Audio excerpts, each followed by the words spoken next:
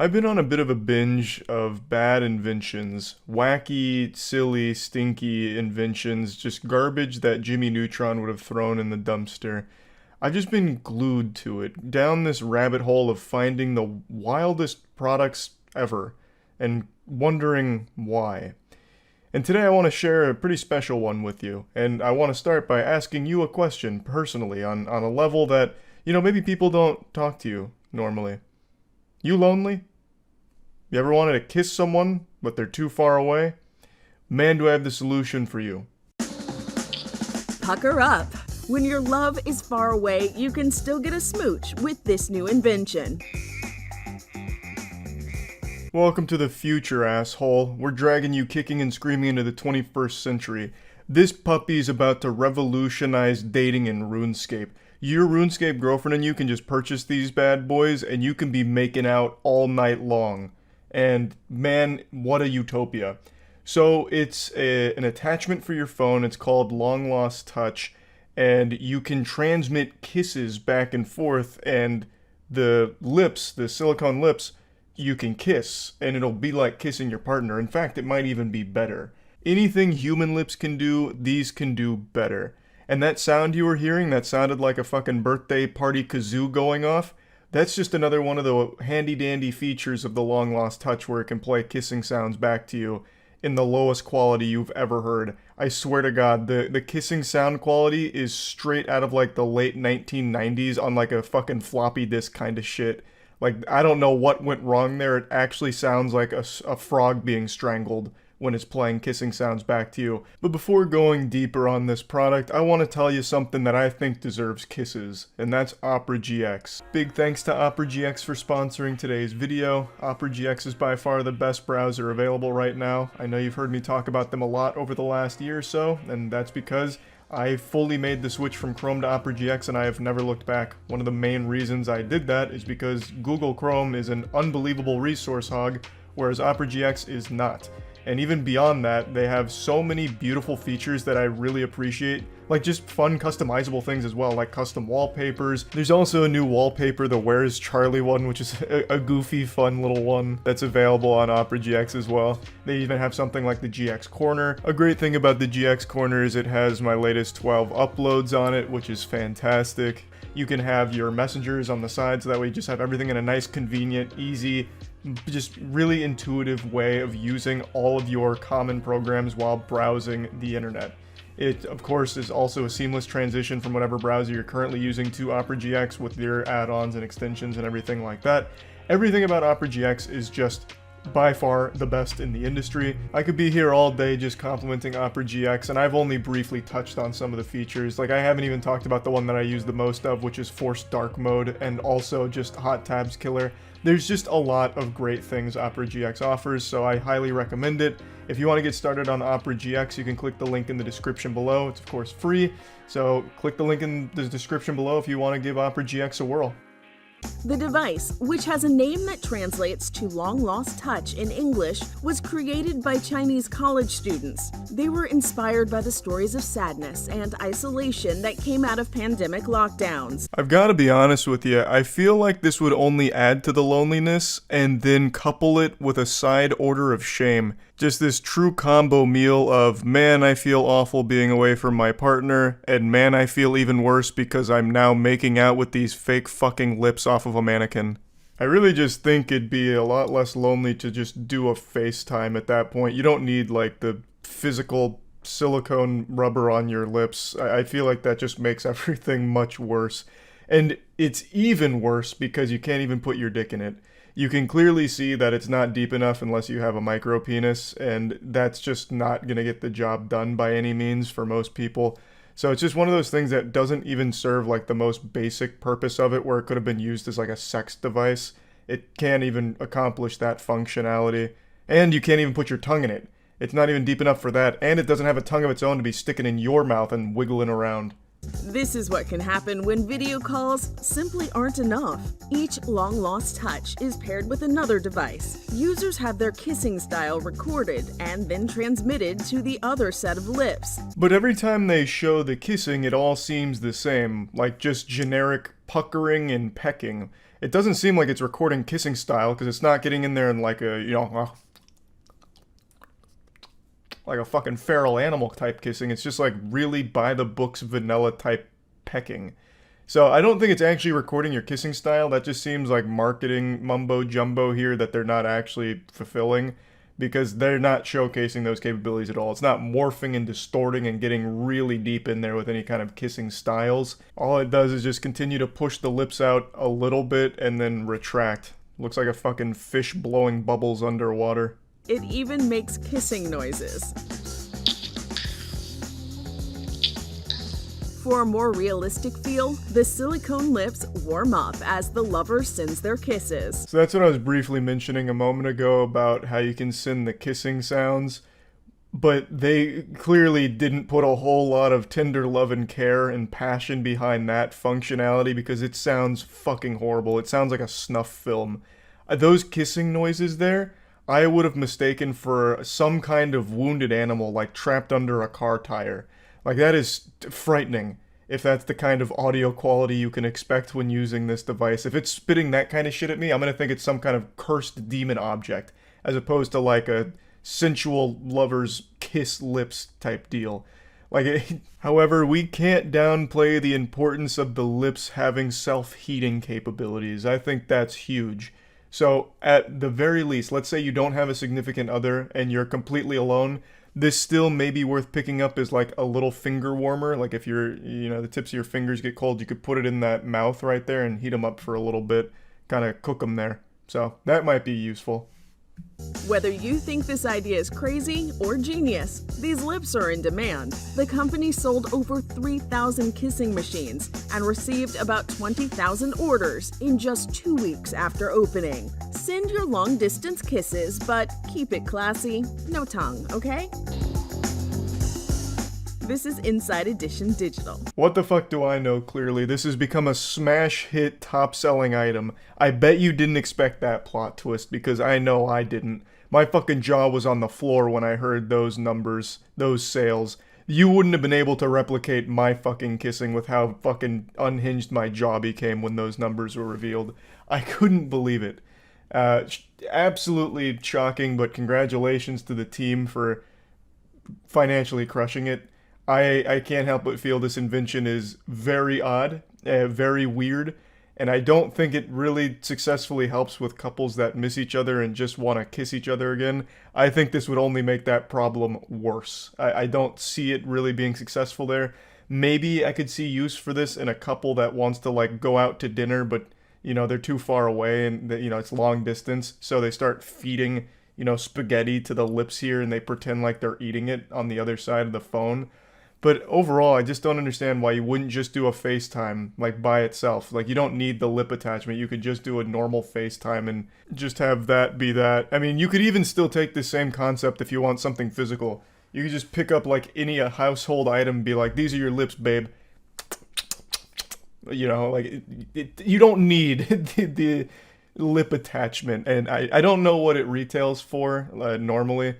Though I can't imagine it's super cheap. This seems like technology that they're probably going to be upcharging quite a bit on. So they are probably absolutely going hog wild with the financial profits off this.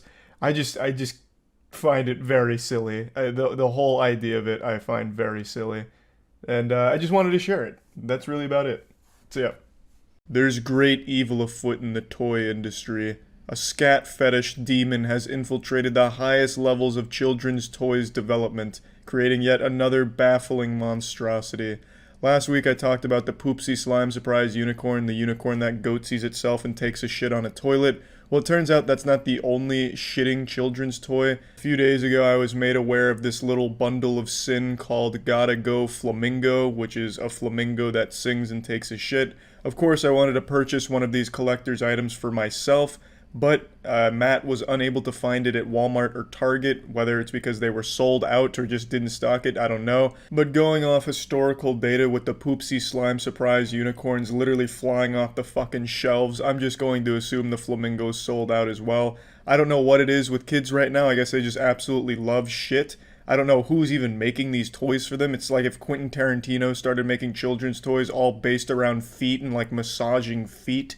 I don't really get it. But honestly, I've been trying to think of how I can get in on this trend and capitalize. I was coming up with like a serial around eating shit, because I thought, you know, that's the next natural progression. Since all these toys are about having things take a shit and play with it, why not move on to the next natural evolution of eating the shit? So I was trying to come up with like Honey Nut Shittios or something, where it's, you know, take Lucky Charms and replace the marshmallows with like tiny little dog shits or something, and instead of using milk you use like toilet water. It's a work in progress, but we're gonna enter prototyping stage soon. Anyway, let's check out the Gotta Go Flamingo. It's Gotta Go Flamingo! Uh-oh, gotta go! Uh-oh, gotta go! He talks, I'm so hungry. he eats, and he poops! Uh-oh, gotta go! Quick, the toilet! Gotta go! Then pour, feed, and poop again! Uh-oh, gotta go! What a sad fucking existence. Just to take a shit, have kids laugh at you, and then feed you your own shit so you shit again. That's some terrible, nightmarish shit. Not even fucking Zeus punished the other gods that terribly, like Sisyphus pushing the boulder up the hill only to have it fall back for all eternity, or Prometheus having his innards eaten out every day by a raven and shit. That has nothing on the punishment that Gotta Go Flamingo is getting here. I don't know who made this toy, but they fucking hate flamingos and love shit, I guess. It is a pretty baffling toy. I guess for kids that just can't get enough of shitting with poopsie slime surprises, they need other shit to play with and watch happen. So now you have Gotta Go Flamingo 2 for the ultimate tag team duo here. So let's go ahead and see this wet dream in action. This is surprisingly short, whereas before with the poopsie slime surprise, you needed a fucking aeronautical engineering degree to make that thing take a shit. Gotta Go Flamingo is pretty straightforward. You just feed some like sand to it, and then it takes a shit, which is the sand, and then you pull the sand out and you feed it again. It's like Ouroboros constantly eating its own shit. Hello friends, toy daycare is open. Mama Z is here. Oh, gotta go! Oh, gotta go! This comes from a YouTube channel called Toy Daycare, and luckily they were able to get their hands on the coveted Gotta Go Flamingo, and they got it for free, because these fucking bad boys are extinct. You can't find these anywhere. These sold out faster than a PlayStation 5 pre-order, so they were very lucky to get this holy grail of toys. Now we are going to be using our scoop and pour some flamingos food down the throat. Can you guys hear the splash? That's so funny. That's still funny. Really cool thing about this is that this is like a sand that doesn't get wet. The fun never stops with Gotta Go Flamingo. This bad boy can shit for days, hundreds of shits per hour, in fact. I mean, I tell you, the adventure never ends when you've got yourself a Gotta Go Flamingo. If I was stuck on a deserted island in the middle of the sea and I can only bring one item, I'd choose a Gotta Go Flamingo. I really don't understand how kids play with a toy like this and be entertained. Like, what do? Just, like, insult him for shitting or something? Like, ah, look at this fucking dumb flamingo. It just took a shit. Mom, come in here. Look at what you just bought me, this shitting thing. It's so dumb. Look how dumb this fucking shitting thing is. I want to see it shit again to make fun of it. Like, I don't know what you do. You just watch it take a shit. And then what? At the very least, with the poopsie slime surprise, you at least eventually get slime that you can play with. But here, what do? You get fucking hydrophobic sand. Who plays with sand? And it's not even enough sand to make like a sand castle out of or anything. It's just enough sand to like hold in the middle of your palm and admire. Like, it's fucking boring. It sucks. Like, maybe if you bought 20 of these motherfuckers and just loaded up on this sand and just keep feeding this bitch sand and have it shit it all out, and you could eventually have enough sand to, like, make something out of it, okay, I guess. But at that point, why not just go into the backyard and, like, get some dirt and do the same thing? Which then brings up an interesting scientific question. Does the Gotta Go Flamingo only shit out this hydrophobic sand, or can we also use third-party materials as well? Like, if I was to just start throwing rice down his throat, would he shit that out as well? Or would it have some kind of, like, fraud detection system where it just starts screaming, like, alert, error, not sand, can't shit this? Or, like, would the sphincter just close up? I'd be curious if it could work with other things besides just this proprietary sand. Next we are going to empty our toilet bowl, so water will go through, but the sand will stay. And feeding it. That really sums up the gotta go flamingo. If you believe that everything has a soul, then this has to be something that you feel truly terrible for. Can't even be fed clean food, he just has to keep recycling his own shit over and over again in an endless cycle of agony. And yeah, I don't know why these shitting toys are so popular and there's so many of them, but I guess they're here to stay. Yeah, that's about it. So yeah. It's time to put some fitness on that face, you chubby-cheeked greaseball. Having no jawline is a disease. Our ball gag is the cure. Looking like something out of 50 Shades of Grey, this bad boy will have people saying 50 Shades of hey, nice jawline. My name's Brandon Harris, inventor and CEO of Jawzrsize, and next in line to be president of the Phi Kappa Alpha chapter. The idea came to me one day on the beach after fishing a dingleberry out of my girl's ass and chewing on it a little bit, and I said, wait a minute, my jaw's getting a little sore. I recognized I was getting a bit of a facial pump, so I added 40 pounds of resistance, and eureka, the Jawzrsize ball gag was born. I chew on this naughty little bastard everywhere, at the gym, on the beach. Sometimes people ask me, hey, are you eating a beer koozie? And I'll laugh at them and say, no, it's a hands-free workout working all 57 muscles in my neck and face. Not to mention the incredible taste. We've added a little bit of mint flavor here, and yet it still feels like you're eating a garbage truck's tire. It is the only product that successfully activates the over 57 muscles in your face and neck by confusing your muscles into thinking that they're trying to break down a shoe. You're gonna love the way it feels and looks to chew Jawzrsize, but don't just take my word for it, here's my friend. Yeah, Jawzrsize is okay. See, don't just take my word for it, you would be surprised the amount of things you can do while Jawzrsizing. Why not go ahead and start doing a little bit of lawn work while getting some Jawzrsize going right around while doing lawn work and Jawzrsizing. Next time you're at the gym, put in the ball gag while lifting some reps, and next time someone asks, hey, are you exercising? Say, no, you stupid motherfucker, I'm Jawzrsizing, and then start pointing at your biceps. I went through years of trial and error, chewing on all types of different things, from tennis balls to bowling balls, but sometimes I'd get toothaches and it just wasn't the right fit. And then I finally found the right amount of ball gag, and thus, finally, we have a real Jawzrsize ball in production. You can ride a motorcycle while getting laid in Jawzrsizing. The possibilities are endless. As seen on TV, with his British accent and flamboyant style, Sullivan is the most recognizable and trusted name in the Hey, world Allie, of check out my infomercials. shredded He sold arms. Over $1 billion worth of merchandise in 60 countries. That's right, $1 billion. Put your clitoris on my lips. What do you want Marcus to be a great Richard? Sully here with new stuff and new tips. Is it the merit of the product or the merit of the pitch? Well, Sam, it's the merit of me. Let's be honest here. These products are complete pieces of shit, let's face the facts. But in my hands, these are fucking golden. I'm Anthony Sully Sullivan, bitch. Here's the thing about life. We all kind of need to be our own pitchman. You're wrong. What are some tips that you can give all of us on how to sell it? Shit. Make people believe in it. Well, I can do neither of those things, therefore I can offer no sound advice on that matter, so I'm glad you asked me that question and caught me off guard with it, Allie. But let me show you what I'm about. I'm going to take this cylindrical piece of American cheese we like to call the Sticky Buddy, and I'm going to show you its usefulness. For my first demonstration, I've collected a small piece of the rug from your bathroom, Allie. I snatched it when I was rummaging through your drawers, stealing your panties. Let me show you how you can rectify that pubic hair issue you clearly have here. You just take the Sticky Buddy and you scrape it. You take it and you scrape it, that's all you do. Then, when you think you got it, you turn that bitch over and you smooth it out. You see, it's so easy a caveman can do it. And judging by your carpet, Allie, a caveman has probably shaved his balls in your bathroom. The Sticky Buddy, bon appetit. I like the name Sticky Buddy. Don't try and seduce me, Sam. It's very unprofessional. I'm just here to promote these products. That's all the time I'm willing to allocate to the Sticky Buddy, so remember, if you're caught in a sticky situation, call your buddy. Next product, my favorite product, actually. The Edge of Glory. Let me show you about this innovative piece of alien technology. This right here, this is your credit card, Allie. I stole this from your wallet. Now I'm gonna turn this once usable item into a lethal weapon that not even Ip Man would like to tango with. You see, you just put it in the razor sharp teeth here, you give it a 1, you give it a 2, you give it a 3, and you give it a 4 for good measure. And just like that, presto, you can never buy anything with this again, mind you, but look at what you can do to tomatoes. You can make them fucking miserable. And that is worth more than all the money in the world. How is something like this even possible, you're asking yourself? Who gives a fuck? I've got a pineapple right here. You like pineapples, Sam? Fuck pineapples! Get the fuck out of here. Who needs pineapples? That's right, I'm Anthony Sullivan. Now this one seems so dumb, it's like why didn't anybody think of it? How about you sniff my scrotum?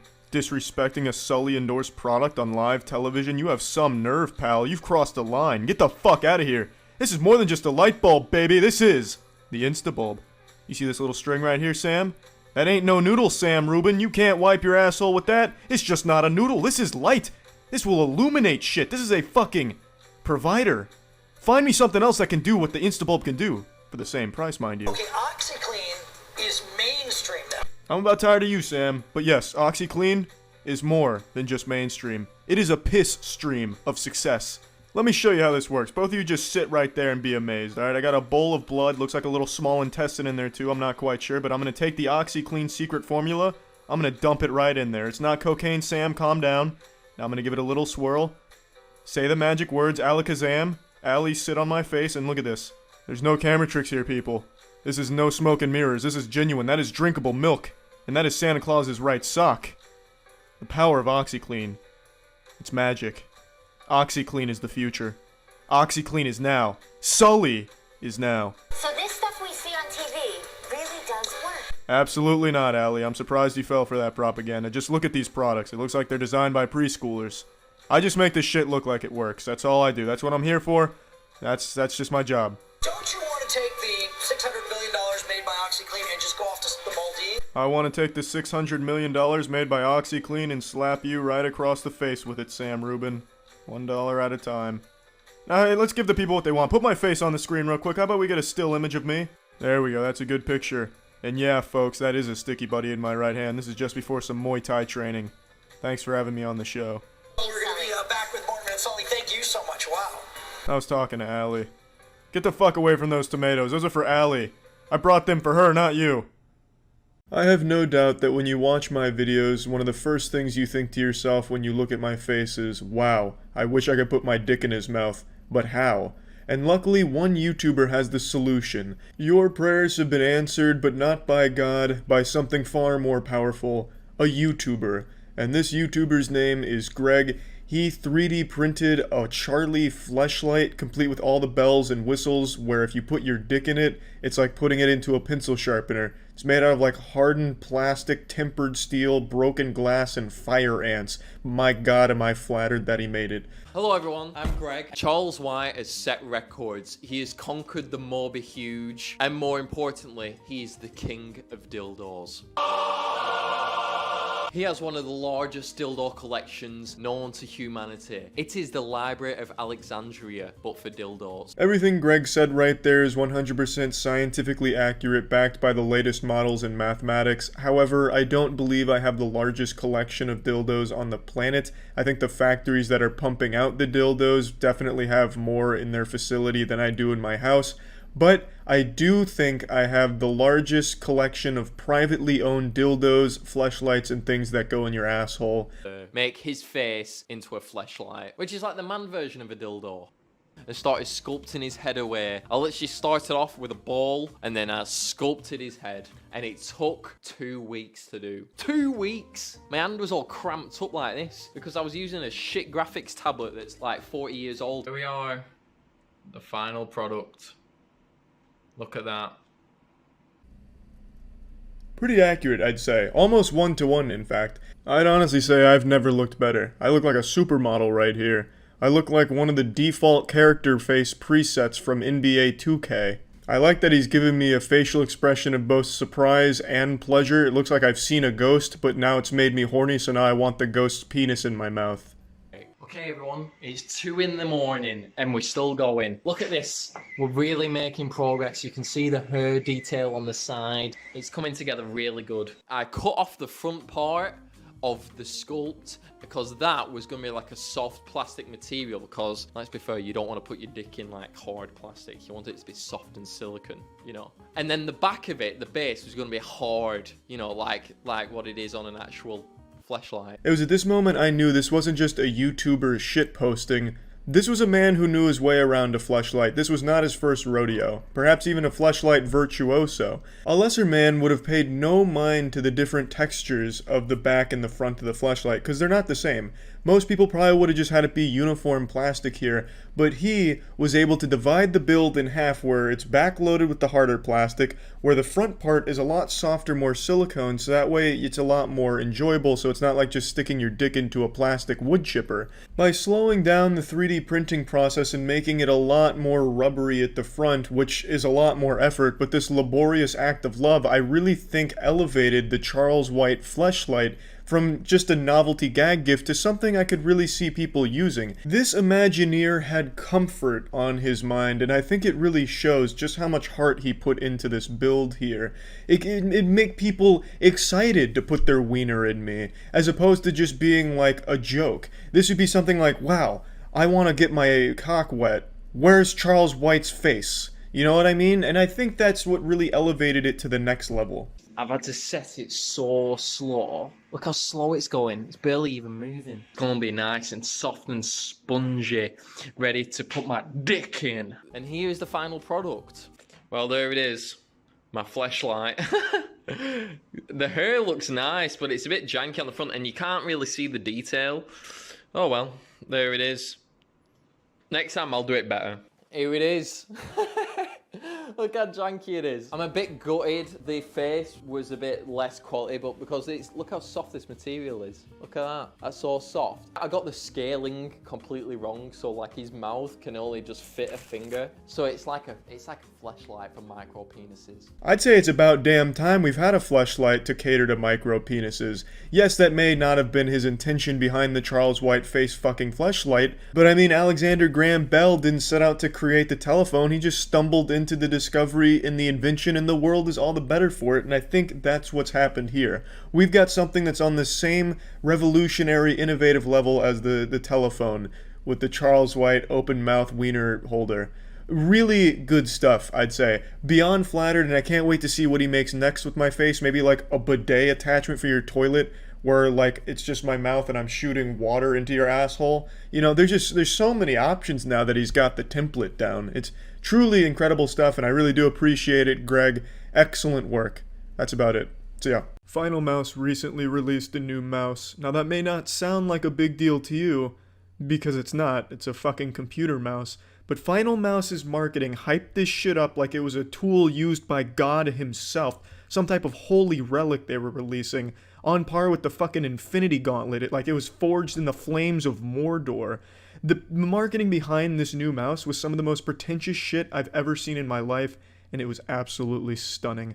They teamed up with Ninja, and they pumped out some of the most pseudo-intellectual tweets I've ever read in my life, so I thought we'd go over some of the marketing material together. It really all started with this tweet from them when they really committed to the role of a douchebag evangelist. So it says, "This new drop is going to get people outside, into nature. You will play less games. You will be happier. You will disconnect from AI."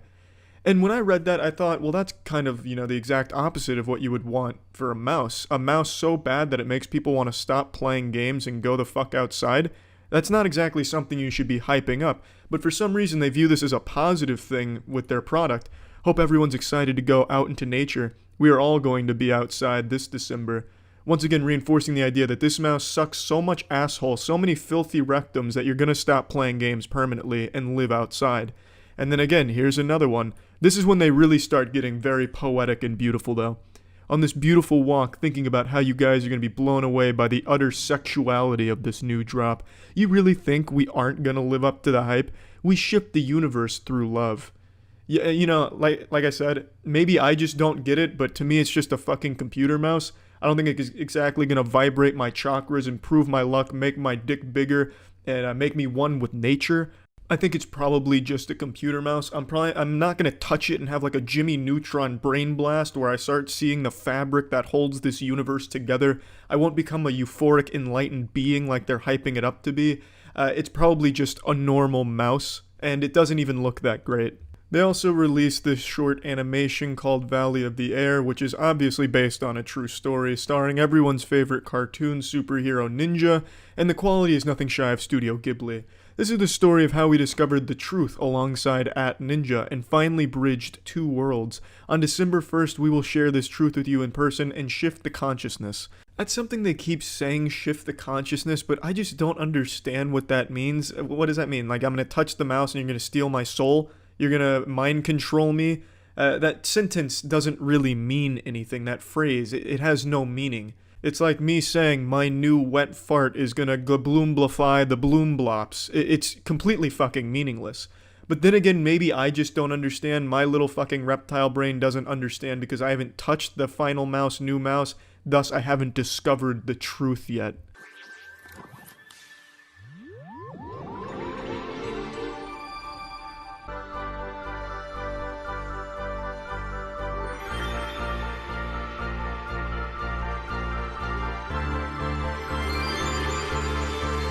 You thought this was still about mice? This is our time. The next century is our time. No, it's not.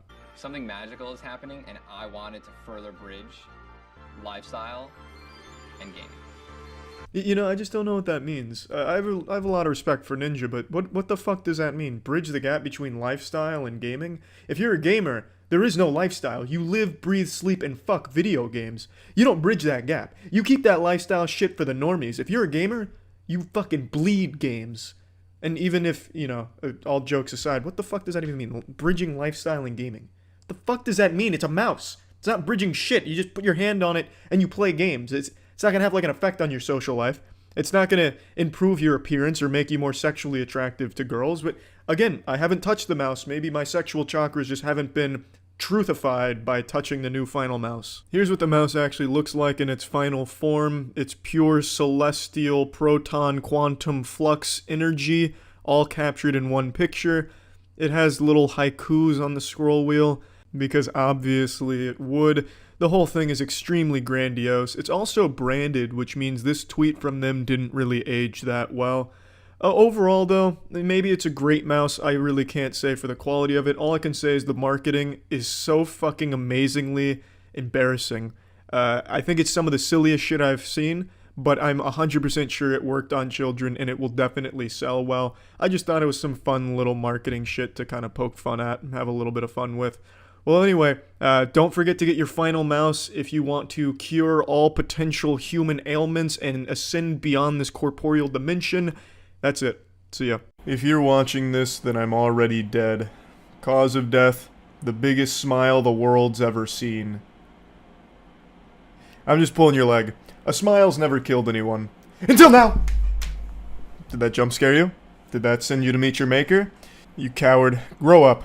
Anyway, the reason I'm so smiley today is because after a long time of R&D testing, getting into the lab, combining chemicals like Professor Utonium, all kinds of advanced quantum calculations that would make Terrence Howard's head spin, we have finally perfected the technology required to allow you to come out of my computer screen and play my claw machine. I'm still pointing the wrong way. To play my claw machine. Completely through the comfort of your own home. This is what it looks like when you play my claw machine. Ignore the webcam there, I didn't realize I still had it turned on, so I'm just looking like a confused cryptid.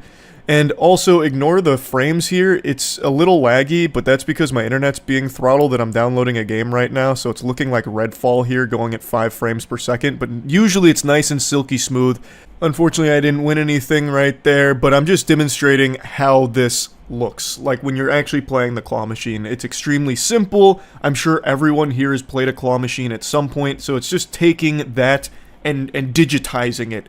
Just putting it into the cyberspace so you can play the claw machine behind me during streams. Now, it's not in its final state yet. There's still a couple tweaks and changes we need to make because it is just too hard right now. This makes the Elden Ring DLC look like fucking Farmville. I'm dragging you into the 21st century kicking and screaming. Welcome to the future. Get with the program. We've got AI taking over with all kinds of doohickeys shoehorning AI tech into it. We've got auto blow whatchamahoozits, and now we've got a man, I can't point the right way. We got a fucking claw machine that you can play from your house.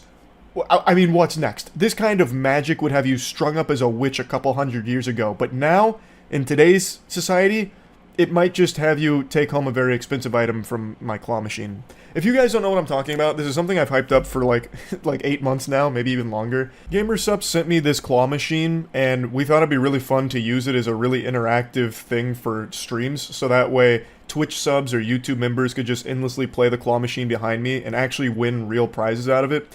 So the idea was to use the cups in there and just put like a note card with a prize on it. And I mean like actually good prizes. So a high-end PC, so a Starforge PC, consoles, Xbox, PlayStation 5, Switch, just like bundles of money in there as well. So if you actually win something, you would get that prize. It tracks who wins, it even plays a cute little animation, and then you would give me the address you want me to send it to, and I'd send it out to you so you'd get your PlayStation, your PC, merch, whatever. And we've been talking on stream about, you know, what would be some cool prizes to see, and we've got some really great fucking ideas. But, like I said, it's a little too hard right now because the GamerSups cups are very difficult to actually get. Like, to actually pick up with the claw and drop into the victory receptacle. So, the big change we're going to make with that is we're swapping them out with plushies, and I'm just going to tape a note card to it with the prize that you'd win if you win that. That should make it much more achievable. Now, I get this question a lot is, do you have to pay to play it as a Twitch sub or YouTube member? The answer is no. So the way that this works, I'm just going to break it all down. There is a Discord, which I'll put a link to in the description of the video, which is for Twitch subs and YouTube members. When you go to the Discord, it's going to be blank. You have to connect your YouTube account or Twitch account in order to see all the channels. Once you're in there, and once I go live on stream, anyone who's online will enter into a queue system to play the claw machine. And there is a bot that will ping you, send you a DM with a link to play the claw machine when it's your turn. You have a minute to accept the link before it goes to the next person, and if you miss it, well, you just go to the bottom of the queue. And it all just depends on how many people are online and how long I stream for, how many times you can play the claw machine per stream. So it's just a queue system. First come, first serve. It just pings the people. You click the link, you then play the claw machine. If you win, we will then reach out to you to get the address to send the prize to. And that's kind of the way that it works, boiled down into the simplest brass tacks of it. Our engineers really crushed this, to be honest. It wasn't like an easy task, and they nailed it. It's actually working super well. There were a few hiccups along the way that they ironed out super quickly, so I'm extremely happy with how Ian and Nick handled this. Big shout-outs to them for this one. It fucking slaps. So, the reason that I wanted to do this, that we thought it'd be a good idea, is because I've streamed for years. Almost a decade now. And for this entire time, if you subbed to me on Twitch or became a member on YouTube, you got basically fucking nothing for it. Some emotes, whoop-de-doo, yippee, yeehaw, but really nothing super valuable. So I thought this could be a really fun way of making that have some kind of value and some fun, because playing a claw machine is fun, especially if you can win like a big ticket item, you know? Like, to me it just seemed like it'd be a fun thing to do, to say thanks for the support to the subs and members. So hopefully everyone that's been playing the claw machine has been enjoying it. I know no one's won yet because, like I said, it's just too fucking hard. I didn't realize how difficult it would be to win with the GamerSups cups in there. I have won one time with the cups, so it is possible, but it's just not really happening. A few hundred subs and members have already played it, and there are still 0 winners. So it will be swapped out with plushies once those come in. For now, it's going to continue to be on Ultra Nightmare mode, I suppose, but it will be tweaked to make it a lot easier to actually win from. So I was just super excited to give you this update that it's fully functional now. It works. So anytime I go live on stream, the claw machine will be turned on and ripped roaring, ready to go. Now, there's another thing I want to talk about. Actually, 2 things. There's one thing that I get asked every single time I go live, and I'm just going to talk about it now. It's about this Gundam right here, and if I've built it, if I plan on building it, like, what's the story with the Gundam? So I want to show you that real quick, because there is a story. So, this Gundam was actually a gift. I used to build Gunpla when I was younger. I haven't really done that in many, many years now, many moons, but when we were filming a Moist Wrestling League match, we did it at a college. And one of the students caught wind that we were filming a wrestling match, came over, and had some very kind words, and also talked to me about this Gundam model that he had just gotten, and how he'd been looking for it for a long time, finally found it, and then said he wanted me to have it. He then wrote a sweet message on the back, and since then, I just keep it as a pretty special piece in my room. It meant a lot to me, so I don't plan on building it because I want to keep it in tip-top condition, to be honest. Now, there's one other massive thing that I want to talk about here since I'm kind of just giving an update on things. This one's huge. I'm extremely excited. I've dropped some breadcrumbs about it on stream before. It's the Godslap movie. Godslap is our comic book series. You can see it plastered all over my room. We've been working on Godslap for years. Issue 6 is coming out pretty soon as well, and it's getting a movie. It's a 2D animated feature film by one of the biggest and best animation studios in the world. I have to bite my tongue so fucking hard not to say who the studio is just because I'm so excited because I love their work. But I'm going to keep that a little close to the chest here because I'm going to wait to show you some of the progress that's coming along with the Godslap movie. I just want to put this out there on everyone's radar that big things are in store for Godslap. We're moving into the next phase of production with this, and I cannot wait to keep you all posted on more. A huge thanks to everyone who's been reading Godslap and getting invested in the universe. It really means the world, so I hope you're as excited as we are about this project. It's so fucking incredible. This is a dream. So yeah, I just had to briefly mention that. I couldn't help myself. I was scratching at the neck. So anyway, that's really about it. So yeah, I have a history of making fun of as seen on TV products, God rest their soul. It's unfortunately a dying art form in the modern age. As seen on TV products in the big 2024 is a certified Celtics Shaq moment. It's not nearly as prevalent anymore, so gone are the days of the household names, the greats like Billy Mays, Vince ShamWow, Anthony Sullivan. It's just not something that a lot of people pay attention to anymore, so infomercials don't get made as much. However, there are still as seen on TV products that hit the market, and I think the main place people get them is Walmart and Target. They have entire sections towards the checkout that are dedicated just to as seen on TV slop that you've probably never heard of.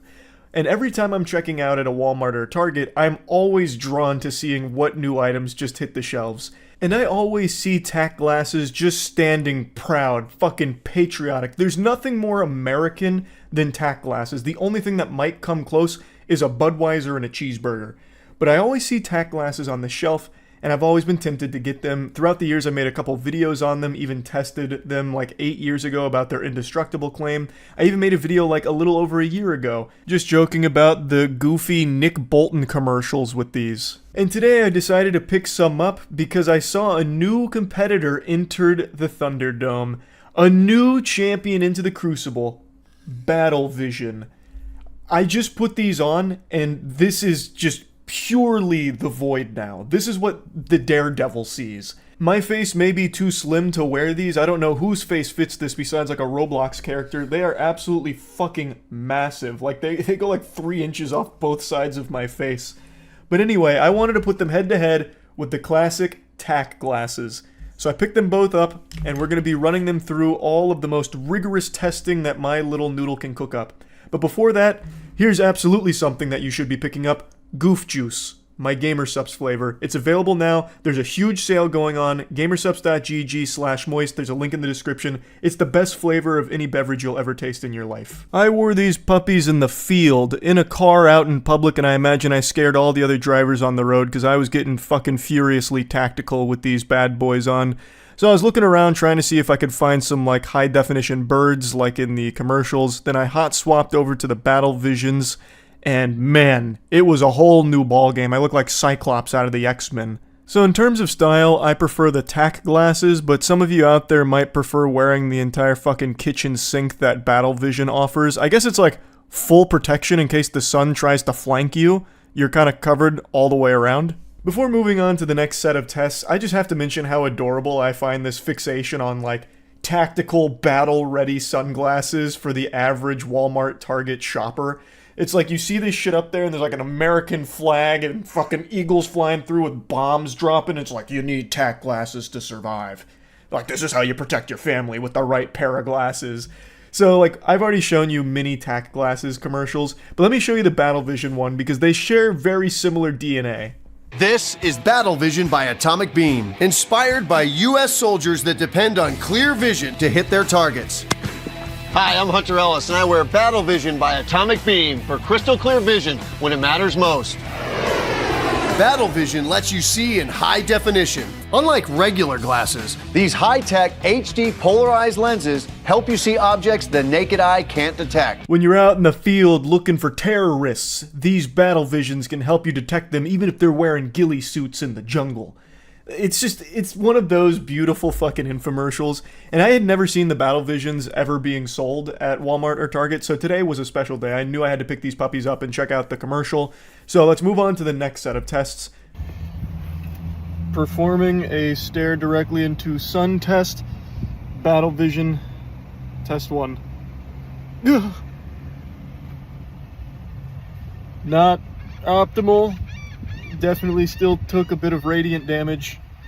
Swapping to tack vision, tack glasses. Preload. Staring directly at sun. Ooh. Not. In tack glasses and battle vision's defense, they never claim that you can stare directly at the sun with them. This isn't like a, solar eclipse totality moment or anything like that. They're not making bold claims, but I think it's always best to be ready, and I think Nick Bolton would agree. If you're going to be tactical, you have to consider everything an enemy, including the sun. In fact, especially the sun. That's the ultimate terrorist. It's always blasting you with harmful UV radiation. So if I can stare that bitch in the eye, then that's all the more safe for me and my family. So I wanted to see how well both battle vision and tack glasses performed if staring directly at the sun, and neither really helped me that much. It still felt like I was just kind of raw dogging it. Like, it didn't really feel like it offered too much of a protection between my tender little peepers and that absolute fucking monster up there. Endurance test. See how long I can stare at sun. Tack glasses. We'll see. We'll go for duration. So I'm not expecting for complete immunity here, but maybe just reducing the amount of damage to my cornea. Test 1 for endurance. Okay, PB. Tack glasses, I think 2 seconds, maybe-ish. Maybe I'll put a counter on screen. Swapping. Battle vision. Same criteria, endurance. Fuck, okay. Oh god, okay, yep. Alright, I'll have to check with an optometrist to see damage and get those numbers back, and then we can maybe extrapolate based on that. So I recognize you can't see my eyes through the glasses, but what I try to do is just like Clockwork Orange style, like eyes wide open, like actually fucking peeled. So I went up and I did like one of these directly at the sun for as long as I could. But obviously that shit burned. Like, it didn't feel good. Obviously looking at the sun never feels good. But I still tried, and I think I maybe got like a little over a second on both. Neither one of them really equipped me with more time staring directly at the sun. I guess the only situation, the only tactical situation I could see arising that would have you looking at the sun is if there's an enemy Apache overhead, and you happen to be wearing your tack glasses, and you hear it but can't see it, so you look up trying to locate it, and you're trying to find it through the sunlight that's blinding you. Neither one of them gives you a ton of time to locate it, but perhaps the polarized lenses will let you track it down in high definition much quicker, so you don't need to be staring at the sun all that long, so you can triangulate it. But either way, I didn't last very long looking directly at the sun. Optical clarity. Battle vision can be twisted and tortured without breaking. The lenses can withstand hard drops and knocks. Sand, rocks, glass, even metal are no match for battle vision. Now we're going to put it through the torture test here. So, battle vision claims that they can be like twisted and, fucking pretzeled around and they're going to survive. So we're going to try that.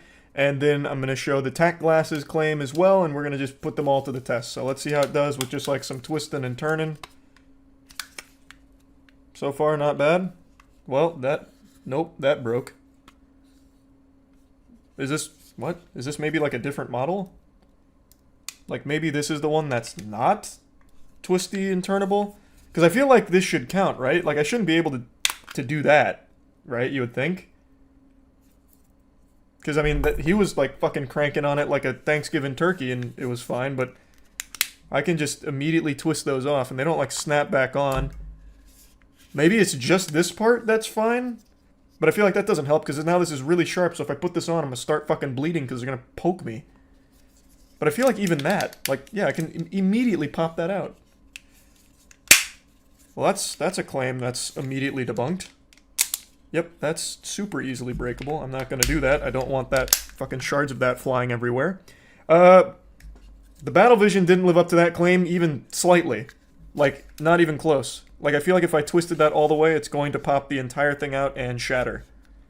So, I'm gonna not do that, because I'm already feeling it fucking flex and make little creaks. Not super satisfied with that. The secret is the special composite frames. So durable, it can survive getting run over by my 6,000-pound Humvee. But that doesn't impress you anymore, does it? So, we need to go bigger. And to make things really interesting, let's add a few other brands to the mix. Here we go! As you can see, this 10-ton troop carrier just destroyed these other sunglasses. But our tack glass is elite, still in one piece, and ready to wear. Now, that commercial was for Tack Glasses Elite. I couldn't find Tack Glasses Elite for sale pretty much anywhere, and I even looked online and they weren't really selling Tack Glasses Elite, at least not easily accessible. So I'm wondering if they kind of just took all Tack Glasses and made them Elite, like put that technology in all of them. So this is the one that they sell at Walmart, and it looks similar, but it's missing the chassis, like, I don't know, the thing that goes under it. I don't know the anatomy of sunglasses. I'm not a huge sunglass wearer personally. So I don't know, but I'm still going to put it through the same criteria just to see. Because it feels like it's probably going to be okay. This has a lot of like flex to it and a lot of give. So it's probably not going to break. Well, actually, no, maybe. Yeah, see, like this feels better than the Battle Vision. Like I can already kind of DNA helix that. Well, nope. Never mind.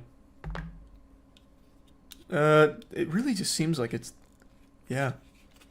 So again, this could be just an issue of I don't have the right kind, because these both are kind of breaking. The frames seem a lot more durable. It's not creaking and cracking as much. So that's nice. So I guess like in terms of, all right. So I guess in terms of strength, they're about equal. They both break really easily. So like this sheared right here, like that just blew up. That's not very tactical. Like in there, you can get run over by a Humvee and your glasses are okay. Your body's broken, but your glasses are fine. So they could easily identify your body based on your good style wearing tack glasses. But with the ones that you can get at Walmart, I guess not. Now that's what I call military tough. Okay, what else? How about freezing them in a block of ice? No problem. Boiling them in 212-degree water? Good to go. Okay, but what about smashing them with a sledgehammer? Barely a scratch. I actually redid my garage recently and bought a tractor tire so I could use it for some workouts. And I can just hit this shit with a sledgehammer to test that tack glasses claim. So I did. I put both the tack glasses and Battle Vision through some rigorous sledgehammer testing. So I teed the tack glasses up here and got ready for my first clobber.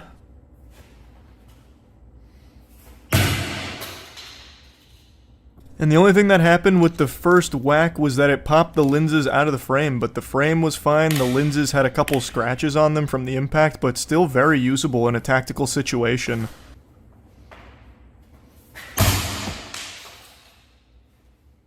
So the second big hit was like a fucking piñata exploding, and that did split the tack glasses, but honestly, if you were in a situation where someone had you like tied down and they hit you in the face with a sledgehammer and you had your tack glasses on, they'd at least survive the first hit, which ain't bad. The second hit though, not so much, but the frames were okay. Next up was the Battle Vision. I had a theory that Battle Vision probably wouldn't last as long. I imagine the first hit would probably kill this thing. And I was right, the first hit just immediately blew up the lens, so not nearly as strong as tack glasses, but admittedly Battle Vision never made the claim to be sledgehammer proof. Just to keep things even, I gave it a second hit as well, and this one was just as bad for it. Once again, the frames were fine, so that's good that the frames can survive a sledgehammer impact, but they can't survive just being jostled around in your hands. I guess that's not exactly fair to say. I wasn't just like jostling them around in my hands. I was ripping and tearing at them like some Doom shit. Like I was bending them all kinds of different directions, and they weren't able to survive that, even though both in their demonstration showed that they should be able to flex and do all that without breaking. So, overall, not indestructible, not even close, and I guess if I had to choose which one would be best, I'd probably have to go with tack glasses, not only because I prefer the sleek look, but also, I mean, it took one sledgehammer hit pretty well. So, I mean, that's cool. Like, that's pretty cool. That's about it. So, yeah. About 4 months ago, I was eating at the bar at a Beef O'Brady's, and they were playing a tennis match. I'm not much of a sports guy, but when I go to bars, I like to pretend that I am, just so that way I blend in, they don't sniff the gamer on me and start beating me up or something. So I was getting all excited about this match, and then it cuts to a commercial. And I got fucking hype when I saw this shit. This is a tack glasses commercial, and it is one of the most patriotic things I ever saw in my fucking life. Damn near busted out of the bar chair and started doing the Pledge of Allegiance to this bad boy. This shit is so patriotic it should replace the Star-Spangled Banner. Instead of doing that, we should just go ahead and play the tack glasses commercial from now on. Everybody has sunglasses, but most sunglasses make things darker and are useless when it comes to blinding glare. Not these. Nick Bolton here with the latest from Bell & Howell. Just his name alone is perfect. Nick Bolton. That's like an actual G.I. Joe name. Cobra Commander's got an evil plot up his sleeve, but Nick Bolton's not gonna let it fly. Like, Nick Bolton is a name you'd hear and immediately think of like some high-octane shit like Triple X doing backflips off a dirt bike and then parachuting down with a parachute made out of the American flag. Look at this, he's even blending in, letting you know that it's tactical. His fucking shirt camouflages himself with the cactuses behind him. We call them tack glasses. Inspired by the sunglasses worn by our heroes in uniform, tack glasses can do things no ordinary sunglasses can do, like block blinding glare so well, invisible objects suddenly become visible. Now, while I can't say for certain that putting on tack glasses will turn you into an American hero, super soldier, or anything like that, I don't think you're going to become Steve Rogers just because you're wearing a pair of tack glasses. I also really like this shot right here. It's like the trucks were using cloaking technology, like they picked up the Halo 2's active camouflage and then just hit the fucking road just to cause some chaos. But thanks to the tack glasses, we were able to see right through the cloaking technology. Enhanced colors to give you vision as sharp as an eagle's and survive even the harshest conditions. They uncovered the tack glasses like some kind of Egyptian relic. Like this guy here was just exploring the desert looking for buried treasure, but instead found something far greater. Look, ordinary sunglasses just make things darker, which could be deadly in a tactical situation. But tack glasses improve optical clarity, so you can see clearly even in low light. This is when the commercial really started to hook, line, and sinker me. This is when it started to actually sell me on the product here. If I only had a nickel for all of those tactical situations I find myself in without the proper equipment, I'd be a rich man. I don't know who this is supposed to appeal to. Maybe like paranoid people out there. They'll watch this and be like, shit.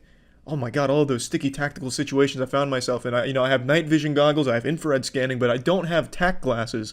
Maybe with these I can finally catch my neighbor red-handed when he's spying on me through my window when I'm changing my boxers in the morning.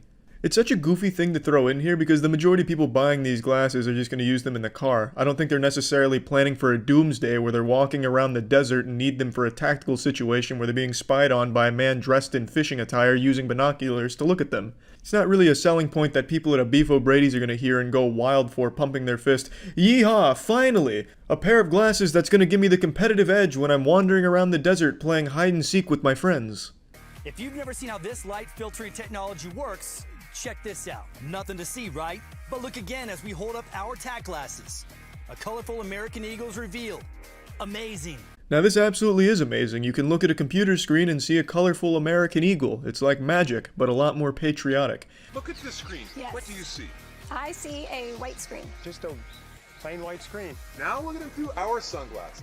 Whoa, this is cool. How tactical is that shit, huh? Someone could be hiding a colorful American eagle right in front of you right now and you wouldn't know it unless you had tack glasses, you fucking idiot. These poor fools had no idea that just behind that computer monitor laid an American eagle, but luckily the tack glasses are like a dimensional portal to the realm of pure freedom. It's like a crystal ball for your eyes, but all you can see inside is the colorful American eagle, baby. And what else do you need? How does it do that? That is so awesome. What? Oh my. Whoa, what? That is so cool. That is amazing. How's it do that? It's like an eagle pops out of nowhere. Very, very cool. The testimonials don't lie, pussy. That's right, you too could see an American eagle at a computer monitor with the right pair of glasses. And these are real reactions. You can tell because this is how I reacted when I was a kid that got a Christmas present I didn't really care for, but had to pretend that I kind of liked because my relative that got it for me was sitting right there. That's the vibe I'm getting from these actors here during this commercial. You know, hey, can you just try and be excited? Like, we know it's not super cool, but can you just give us like a wow or a oh or something, please? We need it for the commercial. So they're out here doing their best like, oh, that's amazing. And I respect that. I do respect that. But if they really wanted to impress me at the Tac Glasses headquarters for this commercial, what they would have done is brought these people over to the computer monitor, and when they put on the Tac Glasses, instead of revealing an eagle, it revealed Nick Bolton's cock. Just a giant dick pic of Nick Bolton. That would have been impressive. There's just nothing like them on the market today. Yeah, that's just about it for the commercial. I just fucking love this commercial. I saw it a few months ago and I forgot about it, but I was going through my phone closing old Safari tabs, and I had one tab open for the Tac Glasses commercial, so I rewatched it today, and just, I had that same jubilation and smile on my face that I had the first time watching it at the bar. Truly just an incredible commercial of freedom and just red-blooded patriotism. Just great shit. The Tac Glasses truly are the glasses for any tactical situation. That's it. See ya. Today I hopped on Twitter only to find that I've been tagged endlessly in a viral clip that's floated around, and it is a blessing that I was able to witness such a technological marvel. We have reached the golden age of human evolution here with this one. I really think this is the entire reason why we left the water in the first place all those millions of years ago. So that way we could have inventions like this. So I saw this earlier, and I think it's only fair you have to now as well.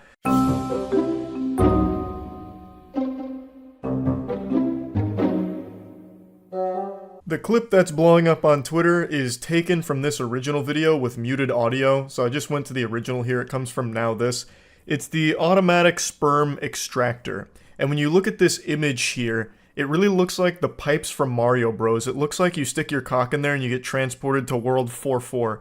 It is so interesting what we are able to achieve when we use 100% of our brain power. So the automatic sperm extractor, which sounds like some kind of unit you could build in StarCraft 2, it's supposed to ease the awkwardness of masturbating in hospitals when donating sperm. Which brings me and most people to the natural question, how? How did you reach that conclusion? Did you even, like, ask anybody? Because I can't imagine this is somehow less awkward than just beating your own meat.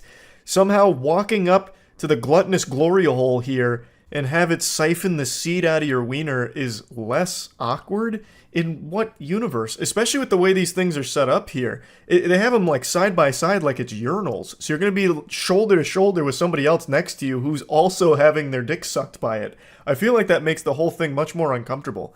Maybe this isn't how they're implemented in the actual hospital setting. Maybe it's not like, you know, right next to each other. Maybe there's like a divider or something. I don't really know. But I feel like that is a lot more awkward.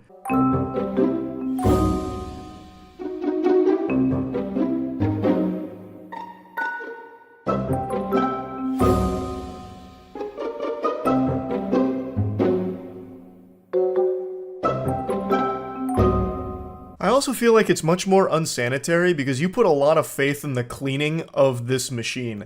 Like, let's say someone gets a little lazy on the sanitation of the sperm extractor. It just seems so yucky, conceptually, to be putting your penis in the same receptacle that a ton of other dudes have also done, even as recently as maybe like an hour before you or something, perhaps. And you have no idea how thoroughly it's been cleaned, if at all. Like, maybe they just spit on it a few times and rubbed it down with a tissue and called it a day. You have no clue, really.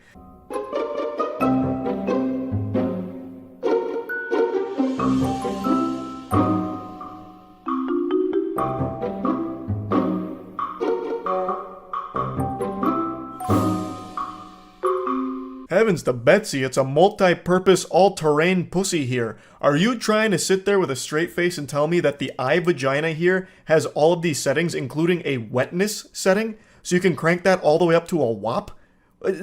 No, I don't believe that for even a moment. You gotta be kidding me. Get out of town with that. I also love that you can set the speed and force of it here. Like, imagine you accidentally set it to 10, and it goes from a sperm donation to a full-blown penis donation as it rips your cock off, turning it into a crime scene. I'm also super curious how much force you can set it to. Like, if you can turn it into a hydraulic press and it just crushes your wiener.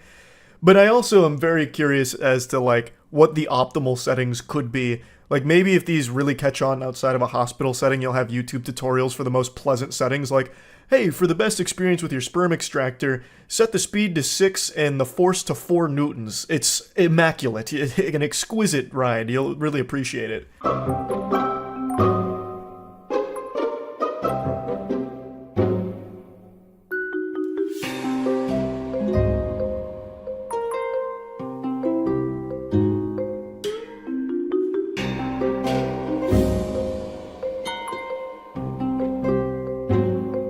Jesus Christ, nothing is safe from the technological takeover. Now even masturbation is obsolete. Technology apparently does it better. This is more efficient.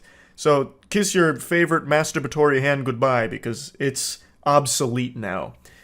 I also have to say, I feel like trying to mimic sexual intercourse for the sperm donations is the wrong way of going about it, because you're going to have people getting lost in the sauce way too into it. Like, they step up to the machine ready to donate sperm, you know, a good cause, and then the second it starts going, they get really into it, they start fucking spanking the machine, spitting on it, and it's going to be so much more awkward than if you just had them do it the old-fashioned way as God intended, with your hand and your imagination. Or you give them a magazine or let them use your phone, I guess. I don't know. I've never donated sperm before. But this is about to make me go check it out just to see if this is there and to try it.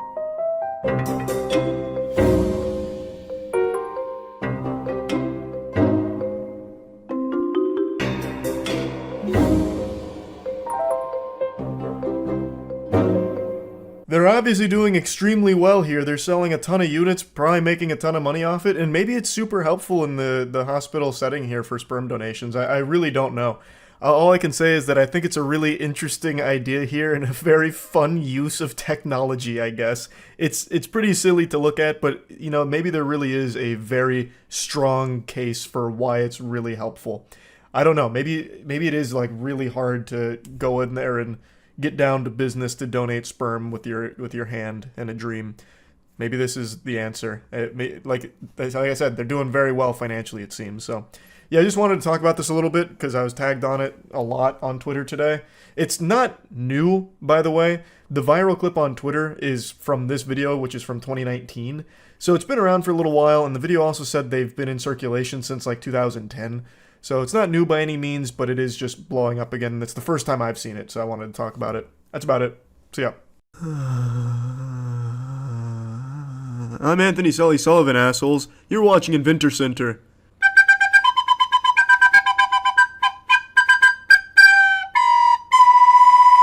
I already hate this. That's Bud Light, the worst beer there is. I'd rather be gargling Bigfoot's piss. What are you showing me now? Oh, nipple clamps. Splendid. Alright, Christian Grey, let me tell you all the reasons why this is the worst invention I've ever seen in my life. Go ahead and take a seat. Here's number one. Number one, you're a piece of shit. Number two, your invention's a piece of shit. Number three, I have these huge nuts that would not be accommodated by that nut holder. Also, I'm a little confused by your marketing strategy. You put a beverage and a fishing pole in what's clearly designed to be a testicle holder. Hold on one second. Breaking news. Has anyone seen my son AJ? Apparently he ran away or something. It doesn't really matter. Let's go back to this horrible invention I've been presented with. So number one, this is a huge waste of my time. And number two, go fuck yourself. Why would you want a ball butler while you're working at your job? Would you buy chopsticks so you could pick up dumbbells with them? I don't think so. I wish I knew the sad sack of ass that invented this thing. I'd take him fishing and feed him to the fishes, take him camping and feed him to bears, take him boating and feed him to propeller, give him an office job so he could feed his family, a really nice high-paying job, you know, prestigious, and then I'd spit in his mouth, fire him, slash his tires. I'd do 12 other disgusting things to this man, all because this is terrible. I don't know what you were thinking. I really don't. If I knew you in real life, I would karate chop you in the neck. How about this? You come over here and you suck on this wiener right down here. I'm Anthony fucking Sullivan, and you've been watching Inventor Center. How about next time you bring me a good invention? It may look like I just got out of the shower and my hair's still a bit damp, but that's only an illusion, a ruse from the master trickster Charles. What this actually is grease. I've got a thick layer of gamer gunk on me right now. I'm real filthy, a real dirty boy. It's been almost 3 days since my last shower, and today I'm going to be smelling Ethan Klein's asshole. It's going to be hard to know what smells worse, his butthole or me. So it'll be a really nice clash of aromas. Now, I'm sure all of you know by now that I'm the preeminent expert when it comes to genital candle fragrances. I just have a super sniffer that cannot be matched by other human beings. I've shown you its power when it comes to Gwyneth Paltrow's vaginal candles. Of course, I always have them nearby just in case of emergency. We have Gwyneth Paltrow's Orgasm and Gwyneth Paltrow's Vagina, both of which I've huffed extensively. I've made 2 videos about these bad boys. So I'm really like the scent sorcerer when it comes to Gwyneth Paltrow's Vagina. I'm the patriot of pussy perfume from Gwyneth Paltrow, and Ethan from H3H3 really wanted to test my nostrils to see what I would think of his butthole smell. Now, of course, this isn't my first rodeo smelling butthole, in fact, far from it. Nobody and nothing smells more asshole than I do. The only thing that might even come close is dogs when they're meeting a new dog and they start sniffing their anal glands. But other than that, I'm at the top of the food chain when it comes to analyzing asshole smells, so he came to the right place. He even sent me this nice hat that says, "To Charlie, always number 2 from Ethan number 1, and it's about wiki feet, because he fucking tanked my wiki feet rating because he was scared of my feet on there. By the way, everyone that tanked my wiki feet rating, you ruined my Christmas. Alright, that was uncalled for. But anyway, let bygones be bygones and buttholes be buttholes. Let's go ahead and smell the candle. I will say I love the packaging, and if you want my first impression, even before lifting it out, the box that this came in smelt atrocious. When I first picked up the box, I thought he had just taken a pile of, like, tuna, dumped it in there, and then covered that with, like, dog shit. It was really strong, and the hat smells just like it, too. It is stained with Ethan Klein's asshole smell. It's, like, so pungent that it's ruined all of the air molecules that it touches. It is actually fucking terrible smelling. I don't know if it's the candle, or just whatever happened with the box and shipping, but it is absolutely abhorrent. Oh, yeah. I will say the packaging is spectacular, even better than Gwyneth Paltrow's. I like this. It's really... oh, wow. Wow. Wow. So, with Gwyneth Paltrow's candles, as I've made very clear in the past, I've been very vocal about it, her candles don't smell like pussy. Surprisingly. A shocker. Now, granted, I haven't been able to get in touch with her agent to actually schedule a play date where I can smell her vagina and compare it to the candle, but I can't imagine her vagina smells anything close to the candles. It just doesn't. They smell like lazy candles that are also kind of bad. Like, they can get really strong, like, not good smell, but never, like, vaginal sweat smell. This smells terrible. Like, this smells like liquid ass. You know that, like, liquid ass spray that you spray in your parents' car? And they're like, oh, who just shit their pants? Wow, this is gross. And you're like, oh, you got pranked. It's actually just liquid ass. But I did shit myself, too. This is what that smells like. It's really fucking strong. My compliments to the chef. I'm sure he had hundreds of flavor scientists working on this, and they've really concocted something evil in this candle. My God. That is impressive.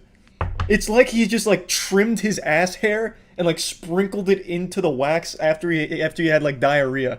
It is really bad, and I haven't even burnt it yet. Holy shit. I'm actually skeptical if this is even wax. This looks like the alginate that you use for edible anus molds. I'm actually curious about, like, the creation of this candle, how it was made. Like, what did you do, Ethan? Like, prolapse your rectum and just, like, stamp each candle with it? Like, it is bad. Oh my. I certainly wasn't expecting that. I thought this was, again, going to be just like a lazy candle, but this is rancid. This is absolutely repugnant even before burning the candle. This fucking thing smells like if you climbed into the back of a dump truck and found a rotting corpse in there that's still decomposing. It is absolutely awful. A lot worse than I was expecting, so good work on that.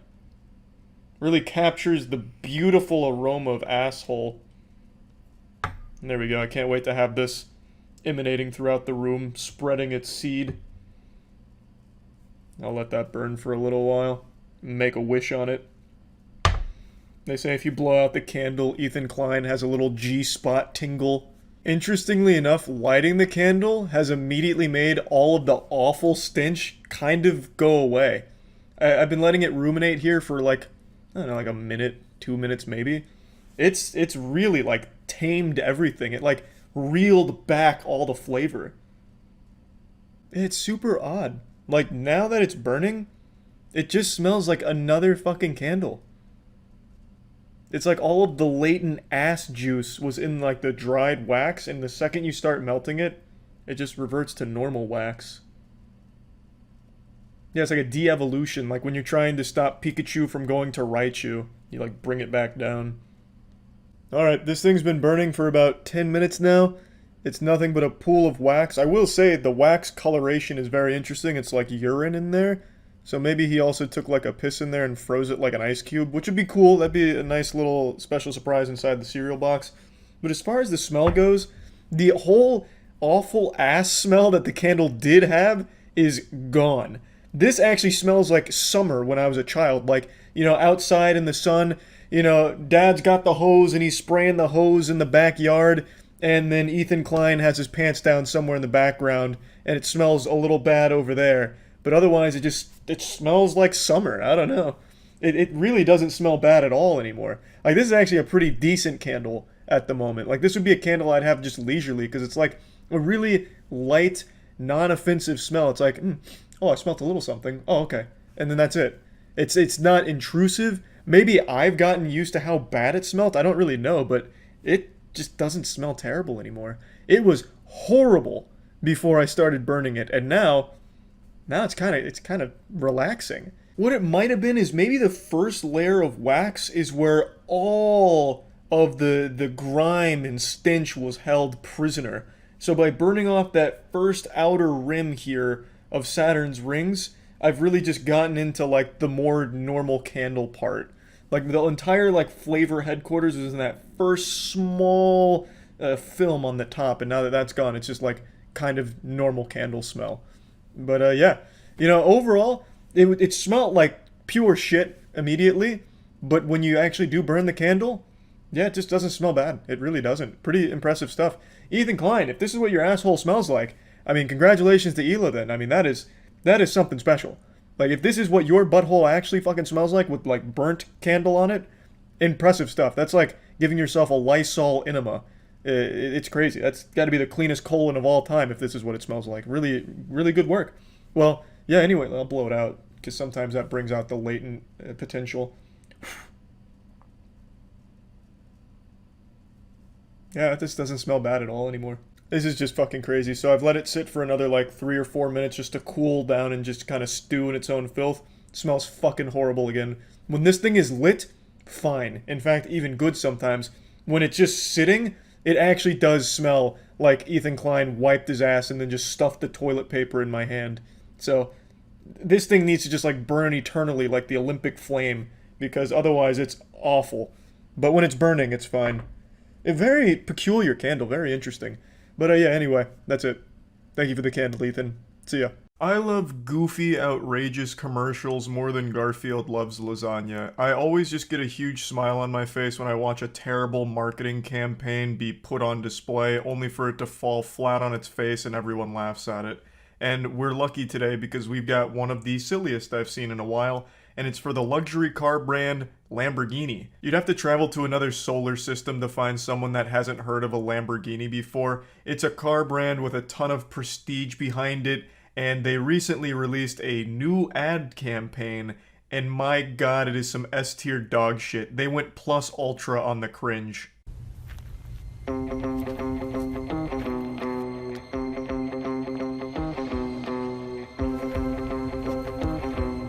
This one's for you. I love the narrator's voice. He sounds like the guy who did the vocals for the Welcome to the Cum Zone song. Now, one thing that always leaves me scratching my head with these very expensive brands running commercials is who are they targeting? Like, they say this one's for you, but who the fuck is you here? Just a normal person? Do they run this ad during, like, primetime soap opera hours? So you just have some dude watching it sitting there in his shit-stained underwear with Cheeto dust all over his face, trying to convince him to go out and buy a Lambo somehow? Concrete uriner, tamer of curves, master of speed. Where you find the suit, dirt is made for it. It feels like an AI-generated script here. Master of Speed. That's some shit a child says. That's some goofy shit I would say when I'm playing a Yu-Gi-Oh! Duel and I want to get into character. I summon Speedroid Bicycle in attack position, and he gets an attack power boost when the speed gauge reaches 20 miles per hour. He's the Master of Speed. But this entire segment is filled with absolute garbage that is nonsensical. Tamer of Curves. Master of Speed. Wear your finest suit. Dirt is made for it.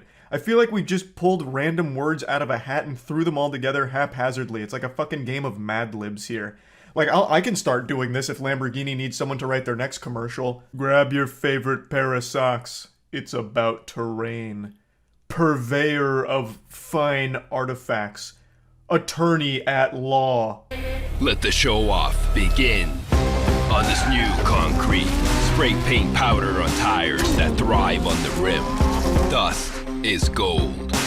Dirt's for the bold.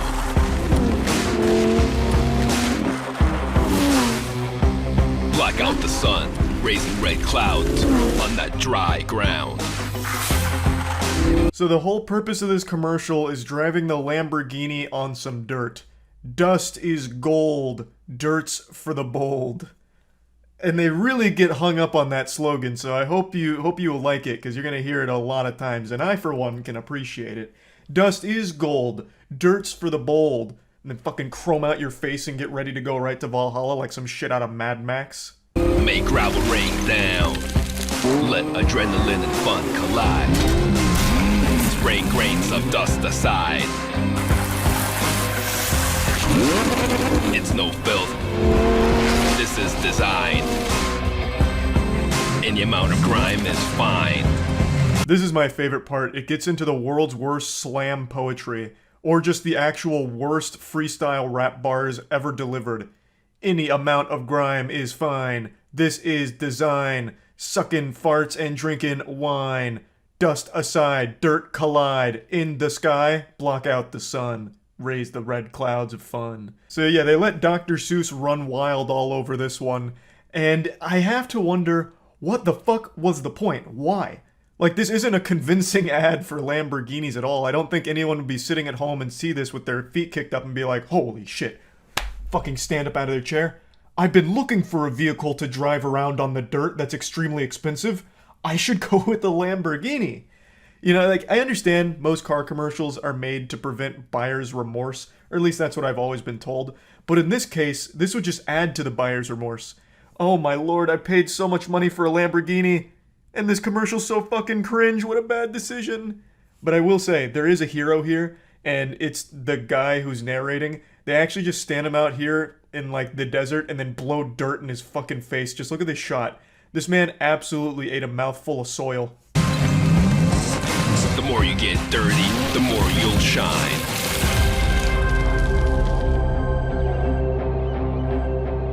Dust is gold, dirt's for the bold. Dust is gold, dirt's for the bold. Bust this load, shirt 'cause I'm cold.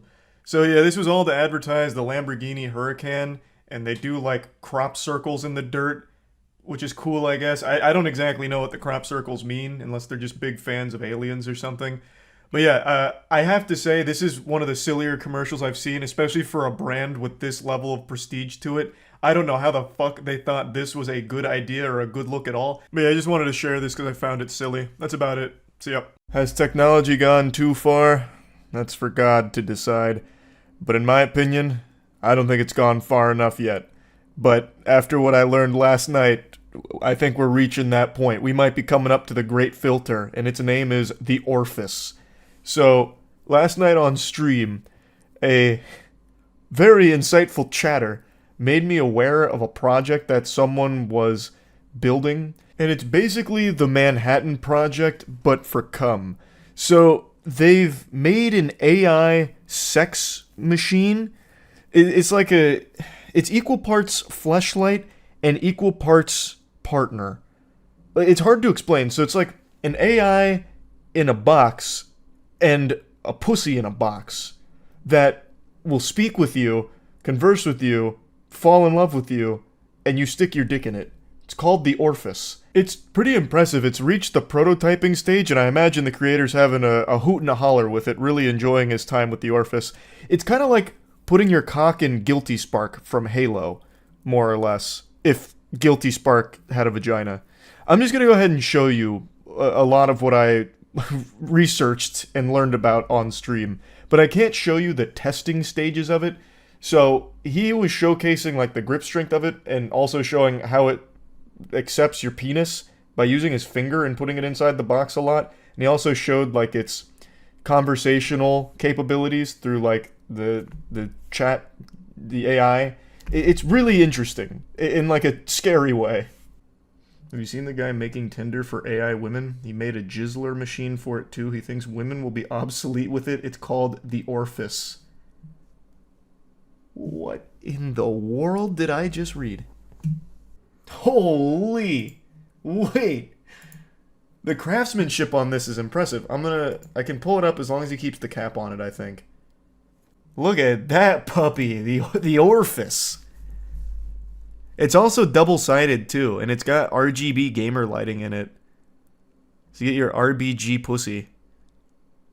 That's kind of cool. Like, it looks really well made. So this is this is the Orifice. So I guess this would be the Chiseled machine, I suppose. You can double team the AI box. True, yeah. I guess you could. That would be interesting, yeah. I guess if you and a friend got together to Eiffel Tower the box. But then if it like has some kind of power outage, it'd be like a Chinese finger trap with wiener. Probably wouldn't be worth. Wow, he even has like an what is this, an MRI machine in there so you can see like the innards. This craftsmanship is so thorough. Take off your fucking panties. Oh fuck yes. Taking off my Oh my god, wait. I probably can't even listen to this on stream. Yeah, he's got like entire text prompts in here. Hold on, I'm gonna mute it on stream so I can listen to it on my own real quick. He has the box saying his name. It says, "Fuck me, Brian." Oh, okay, this guy needs to work on his talk though. The next line he had her say is, "Breed me with your hot seed." Oh, come on. That's not hot. That's immediately like, I'm going soft. Don't you speak to me like that. This is not Reddit. He's calling it the International Sex Station. I can definitely show this part though. Look at the craftsmanship on that. So that's like the wormhole for wiener. This is the base of it, and then he puts the fleshlights in there, I guess. I mean, they're more than fleshlights. It looks like they're handcrafted. Custom. This looks like something NVIDIA would have made. His demo is really cool. I feel like I could probably show the demo, just... I don't know, it's probably not worth the risk. It just doesn't look very vaginal-esque. So I feel like it'd probably be okay, and he's using his finger to show it. And then he has like an MRI of the inside so you can see what's happening in the box. It's unironically impressive. You could ejaculate into the multiverse with that. That's true. You could. You could send a load back in time. It is very impressive, though. If this ever hits the market, I'm going to try it. I've got to try it. The future is here. It doesn't look like there's any planned release date yet. He's still in the prototyping stage of the Orifice. But here's the features. It's an adult toy with computer vision system, text-to-speech, speech-to-text, and LLM, and generative moaning. I don't know what LLM is. I don't know if that's a technical term or a sexual one. LLM. And here's the blueprint schematics. John Tidor has returned. He's back with a vengeance. Here to steal our Tinder dates. Are you gonna have it call you moist? If he gets like prototypes out, I'll order one and I'll come up with like a really cool speech it can say to me. So when I'm plowing it, it'll say some really cool shit.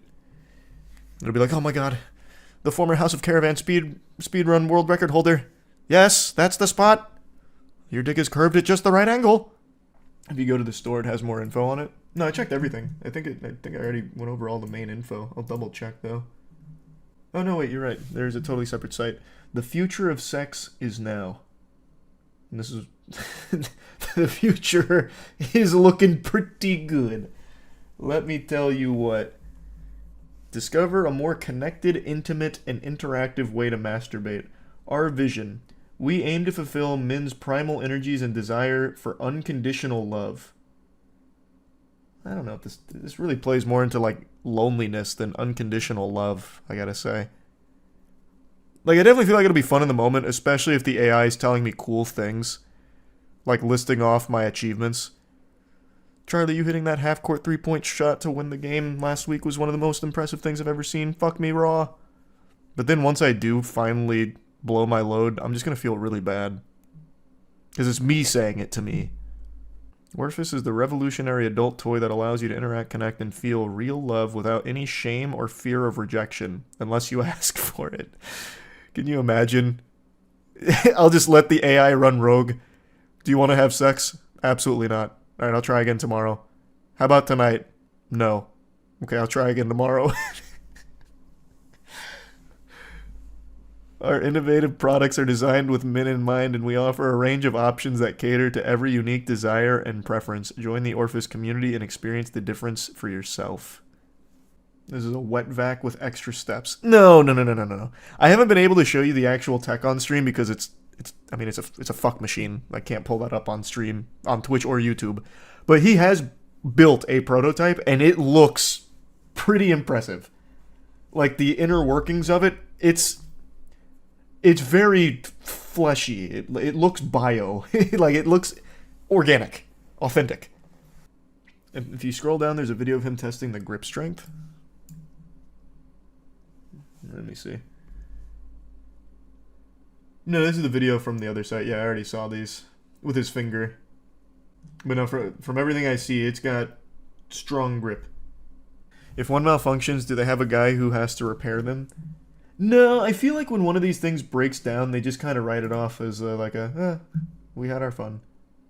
Like, I don't think people are desperate to fix their sex machines. Like, they're not going to have a service hotline number. Imagine the AI starts operating without consent. Yeah, the box, like, rolls its way into your room. Charles, it's time. No, God, Orifice, please! I'm still sore. Have mercy. No! Ah!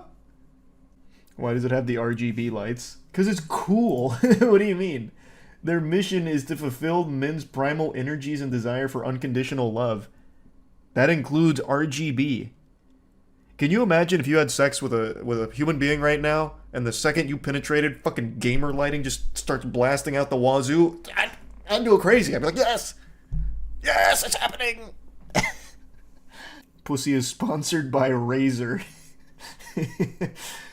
I'll keep my eye on the Orifice. We'll see how that project develops. I am very interested now. I don't know if I'll moist meter it or not, but I definitely do want to check one out. I'll do like a thorough review. Nah, it won't malfunction. It's going to be built with love. Love doesn't malfunction. I couldn't help myself. I ended up binging every single As Seen on TV commercial for tactical products. I made that video yesterday with the tack glasses, and I just had an itch. I was like a child who had just had a small piece of cake and then ended up just eating the whole cake themselves. I couldn't control myself. My gluttony took over.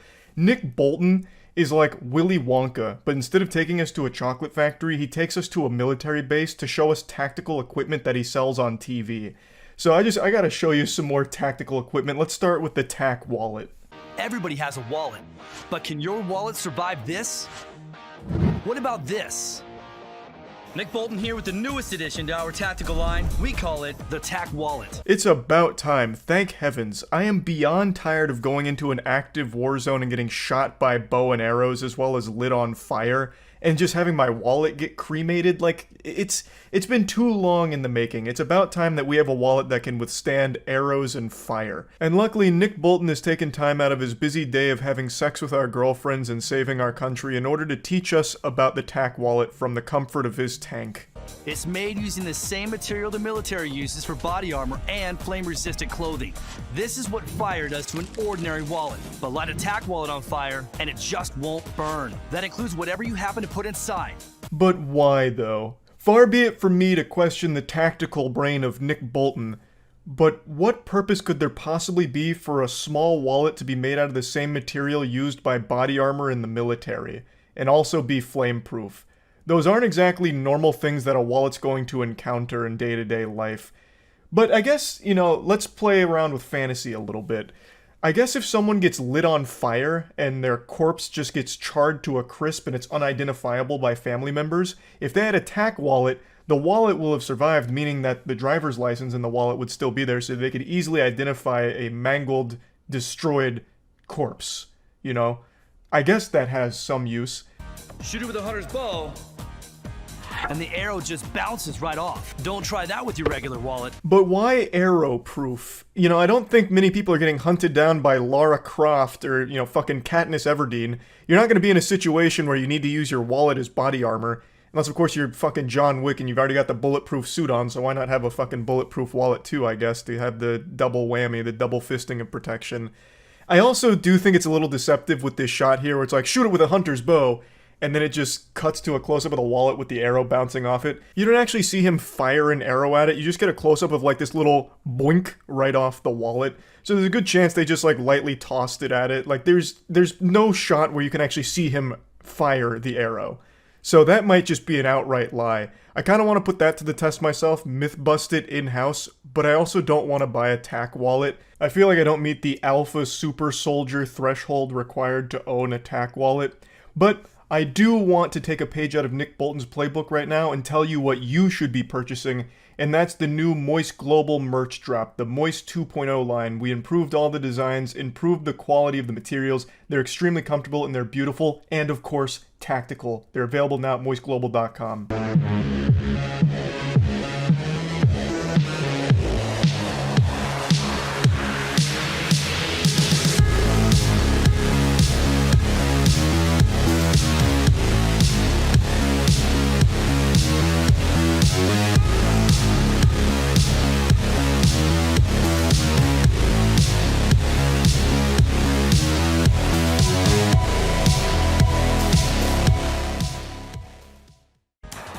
Check this out.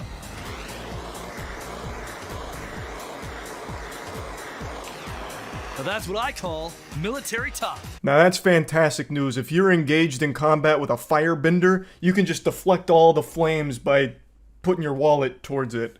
Or if a terrorist charges you with a blowtorch, you can just take your wallet out and deflect all the flames away.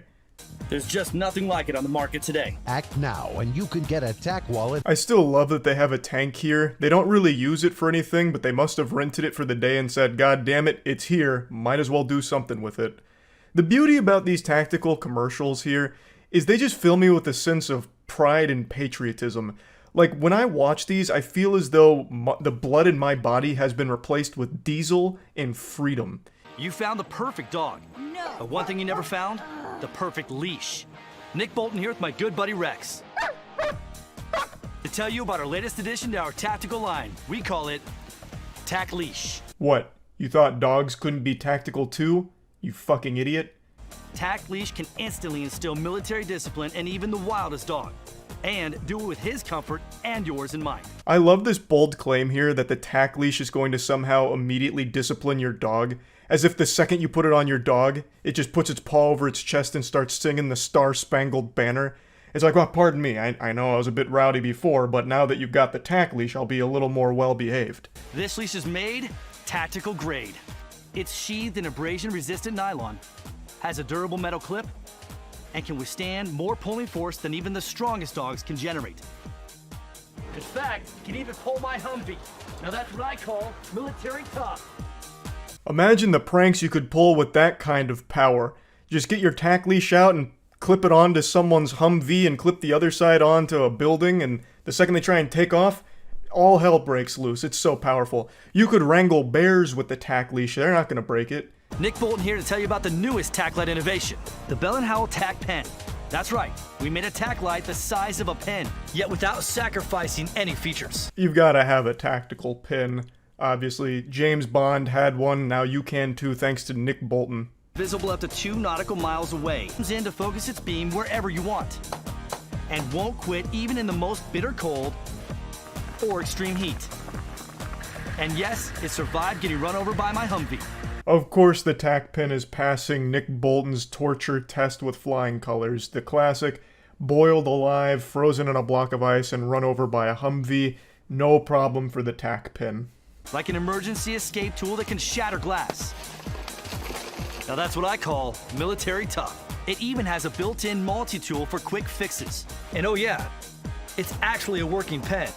Well, I'd fucking hope so. It's called the tack pin. If it didn't actually work as a pin, you'd be lying to me, and that'd be a sin. And Nick Bolton doesn't sin. It really sounds like this pin has a little of everything. I wouldn't be surprised to hear the claim that it's also got an AI assistant that can take a corporeal form and cook for you, clean for you, as well as also do all of your tax work.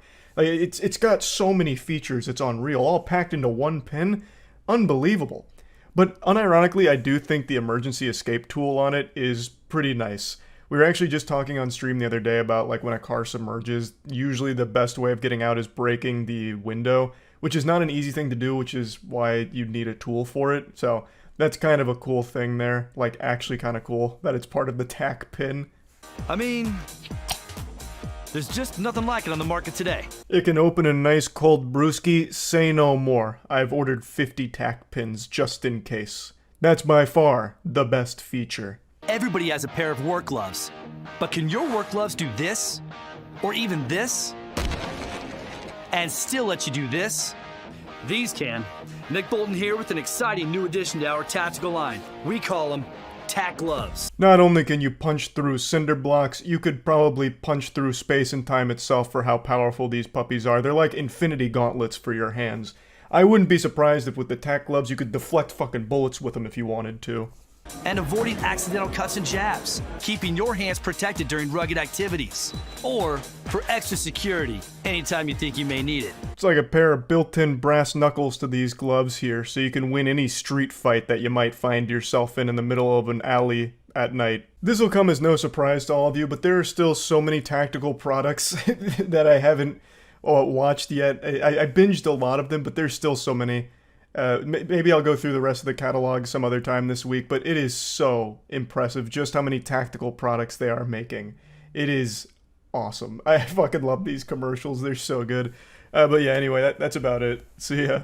Let's face it, men, shaving is a chore. Having to slap sour cream on your face, having to shave in the car when you're trying to look at the women on the treadmills through the gym windows, there's just got to be a better way. Oh, hey there, Nick Bolton here. I just got called on a special military assignment to go kill Osama bin Laden again. Apparently a spirit's haunting the grounds nearby, and I can't kill a man without my tack shaver on me. The tack shaver is designed by our finest aeronautical engineers and is the only shaver designed to fit any tactical shaving situation, whether that's a quick razor-smooth shave that you'll need for your first day as a substitute middle school teacher, or if you're just in the car jerking off to your own reflection, you will always look your best with the tack shaver. It also comes with a built-in trimmer that fails to trim even a few small hairs on a man's face, so unless you're an 8-year-old boy with peach fuzz on his cheeks, let's just forget the trimmer is there. It works in wet or dry conditions, did I mention? It not only works in wet conditions, it fucking loves it. It loves to take a bath. Let me show you my favorite drink to order at the bar. It's a tack shaver shot. Just drop this tactical brick into a glass of vodka and there you have it, the tactical martini, baby. It's a well-known fact sharks are attracted to facial hair, so let's say you're stuck in the middle of the ocean but you got your tack shaver, you're safe from sharks if you shave your face. It's nice, small, and compact so you can take it anywhere for any tactical situation that may arise. Let's say one of your friends comes up to you, "Hey Nick Bolton, my asshole's a bit hairy, can you do something about it?" Well, yes I can with my tack shaver as I pull it out of my pocket. Gentlemen, if your wife or girlfriend is watching this commercial, tell them to just leave the room right now, because I'm about to shave. God fucking damn it, this razor's not cutting shit. Alright, cut away, we'll edit it in post. I'll just use a real razor in between the shots here. Hey, and bingo bango bongo, just like that, a nice clean babyface shave thanks to the tack razor, and only the tack razor. I bet you're sitting there in your stupid little shirt saying, "Oh, Nick Bolton, you holy savior of tactical appliances, please open your armory of tactical tools and share it with us. Where can I buy one of these?" Well, you can't. They're mine. I am the tactical shaving god and I'm not giving up any of these. Will you kids stop running around and horseplaying? Honey, you succubus, please, control these children. I'm in the middle of important business. Stop having fun, goddammit! Can't you see I'm trying to watch the middle school football game? How many times has this happened to you? Then you end up cranking the television audio up to dangerous levels of decibels, risking blowing your entire family's eardrums out. Well, gone are those days. Introducing the Own Zone. It's a pair of headphones for your TV. Now you can enjoy the high school football game in perfect loud and clear quality. Hear every play the coach calls. Hear every bit of drama between the quarterback and the cheerleaders. It connects in seconds to any TV, but only if you're watching football. This is a man's device. Women cannot process the audio frequency these emit. These are made for man ears when watching football only. Your family has done nothing but hold you back from watching football, and it's time you come home. It's time you get back into your own zone. Now, for the ladies watching, we do offer a headset for you. This headset will allow you to listen to your husband listening to football. Hear every deep breath and gasp as his team performs admirably or terribly. The Own Zone works with enhanced digital RF technology, RF standing, of course, for real football technology, to broadcast up to 100 feet of crystal clear audio quality for the optimal football listening experience. Hear every wet fart from the sideline in real time. It's time to jack in. It's time to jack off. It's time to become the ultimate football watching machine you were born to be. Football waits for no man. It doesn't care if you're fucking mowing your lawn, so you gotta be ready to listen at any given moment. Your wife can't sleep because she's worried that you've become a football watching zombie, but like a real man, you ignore her and you put on the Own Zone to listen to more fucking football. I swear on a stack of John Madden's condoms that the audio quality is so clear you're gonna feel like you're at the Super Bowl. Wireless setup is as simple as can be. Just plug this into the butthole of your television and it will begin blasting Wi-Fi photon waves at your body to allow you to feel every single hit in the football game that you're listening to. When we were all simply a primordial soup and the first sea creature flopped onto land and slowly evolved into the human race, we reached our apotheosis of evolutionary development when we invented football. And now it's time we listen to football the way God intended. Get yourself a pair of Own Zone. Ignore family. Embrace football. Own Zone. 'Cause you deserve it. You can't cook for shit and wonder why you have to keep throwing away your pans and no one ever wants to come over for dinner. Well, stay tuned. You're watching R.L. Stein's Goosebumps, and today's episode, Sticky Pans. Look at this sink of broken dreams and broken dicks, but now that's a thing of the past thanks to the granite rock. So go ahead and drop an egg in there and give it the ride of its life, like Johnny Tsunami in the world's most durable non-stick pan. No butter or oil needed. We stole our children's Halloween candy and ruined their holiday. But you know what? It just didn't stick! I told my children I was gonna make them breakfast, so I put it in the granite rock pan with no butter, oil, or flavor, and you know what? I then replaced it when they weren't looking with a plastic replica, and it just didn't stick. The granite rock pan could commit a murder, and the evidence just wouldn't stick. Here's a little science experiment we did with some chocolate kisses and some cheese. You'd expect it to be burnt to the pan, but no. Just like blasting a fart into my mouth, it just makes me sick. Here's a little behind the scenes on how this bad boy came into existence. It was actually forged right before the Infinity Gauntlet by the same blacksmith using pressed aluminum for even heat conduction. Ugh, I fucking hate rocks. It's metal utensil safe, which means you can suck my asshole without scratching. And it's also salmon safe, with no added butter or oil, because we don't cook any of our shit with butter or oil. My god, Mrs. Winkleford, is that a cherry jubilee? Well, that looks superb thanks to the granite rock. It's also dishwasher safe with no harmful PFOA. No longer will our children be plagued by harmful PFOA rays blasted by gamma radiation telescopes down at the NASA superbunkers. Now, we are all safe thanks to the granite rock pan's PFOA radiation blocking technology. And if you call right now, we'll throw in the granite rock recipe guide filled with Miss Winky Dink's famous cherry jubilee recipe. So come on, get the granite rock, and I'm changing the name right after this commercial from the granite rock to the nothing fucking sticks pan. 6 months ago, our world was changed forever when YouTube's Dr. Frankenstein introduced us to his monster. One mad scientist dared to dream and go where all other pussy-ass scientists feared to go. I'm talking, of course, about Gregory Foster, the man that turned my face into a fleshlight. This creation is up there with some of the most important, like penicillin.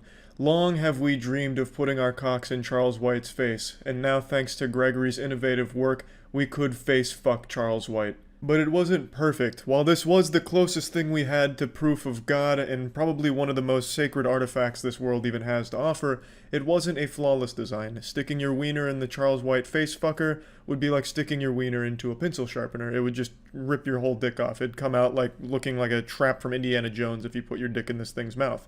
So, Gregory went back to the lab, and today I'm proud to show you his latest creation where he turns my face into a rocket-propelled dildo launcher.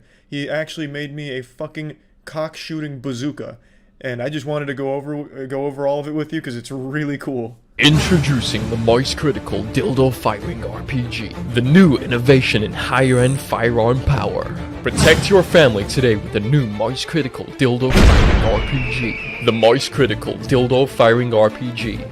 Protect your freedom and your buttholes today. Be gone, thoughts!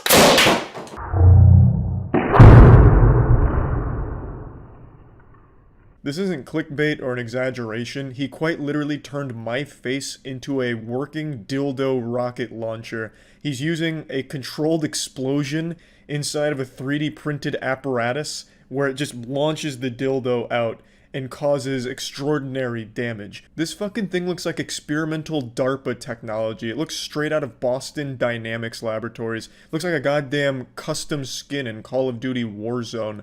And I have no doubt it's extremely safe.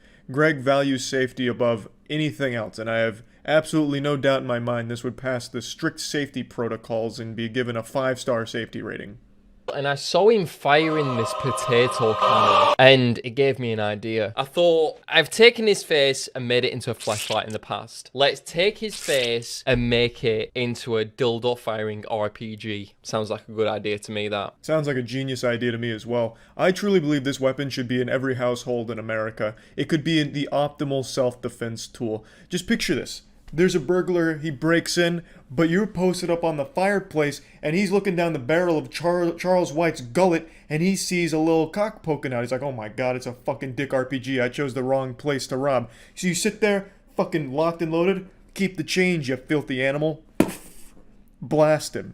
And then it pierces through him like something out of anime, blasting blood against your front door, and the last thing that he sees in this corporeal dimension is my face and some smoke coming out.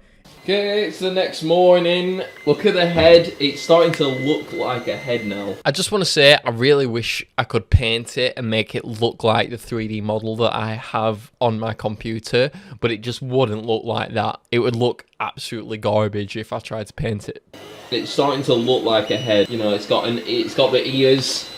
I highly recommend watching Greg's full video. It's like a wild ride, as if Mark Rober got obsessed with penis and making it fire at like Mach 5. It's really good. You can find it by just going to Greg's channel, Gregory Foster, or just probably typing in dildo RPG because he's a pioneer in this field. It's the only dildo RPG I've found on YouTube, so it shouldn't be hard to find.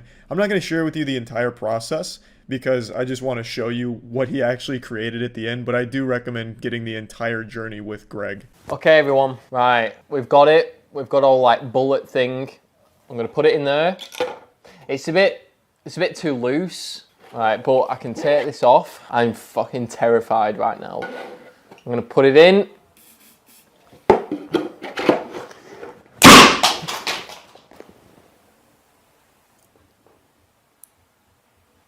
It's like Jimmy Neutron said, you can't progress science without fucking a little ass, and that's what Greg's just done. It was a little test bullet demonstration which blasted the ceiling and exploded, just shattered everywhere, probably causing irreparable damage to the ceiling, to which his landlord is just gonna have to suck it up and take it on the chin. Because this is science, baby, and sometimes, you know, things happen like that. So he shouldn't be mad about it, it's just a hole in the ceiling. So I'm gonna cut this excess rubber off, and then I'm going to 3D print like a cylinder thing to stick on the back. Just a little holder thing that will hold it in place for when it be able to fire, because we don't want the gases going out, seeping from the outside. We want as much power as we possibly can.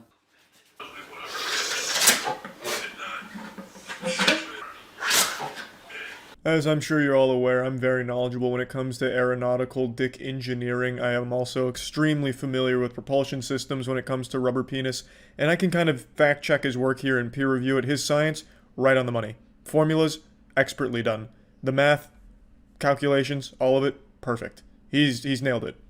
And I want to do a linear test like that. Gonna do a linear test. There's a lot that could go wrong.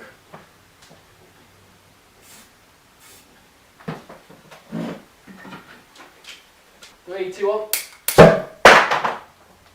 That was sick! That was exactly what we want. 3, 2, 1. Right, that's the bit that we didn't want to happen, this bit firing back. That's what we didn't want to happen. 3, 2, 1. Yes! Yes! He becomes more and more confident wielding such a powerful weapon. It's like King Arthur with his Excalibur. You know, he starts off a little frightened of the power. He only puts the dildo in halfway, but it still fires like a motherfucker, going like 80 miles per hour at his wall. I was surprised by the end he wasn't like dual wielding, like akimboing Charles cock-spitting RPG launchers and just machine gunning it or something. Like, it's really cool. So big thanks to Greg for this again, because this shit is absolutely incredible. And I just wanted to share it with all of you again, because this is just some unique science at play here. And yeah, that's about it. See ya. Hold on, Captain America. How many times have you dealt with stripped screws, broken bolts, befores, and afters? Well, kiss that shit goodbye, because the SpeedOut's here to really grease up your ass cleaner. The SpeedOut is great for damaged screw and bolt removal. Pulling out may be an effective method for preventing pregnancies, but speeding out is an effective method for preventing fun. No more frustration. When you buy this product, frustration will be a thing of the past. Your college university only buying back your $400 textbook for $3 and a spit in the face? That won't matter to you, it won't bother you in the slightest. Just grab your SpeedOut and say screw it. Or should I say unscrew it. This product is perfect for boat owners, hobbyists, mechanics, carpenters. It's great for fucking anyone. Traffic cone lubricators, street sign analytics data collectors. You name it, it's good for you. It works with any drill. Here's a 3D animation.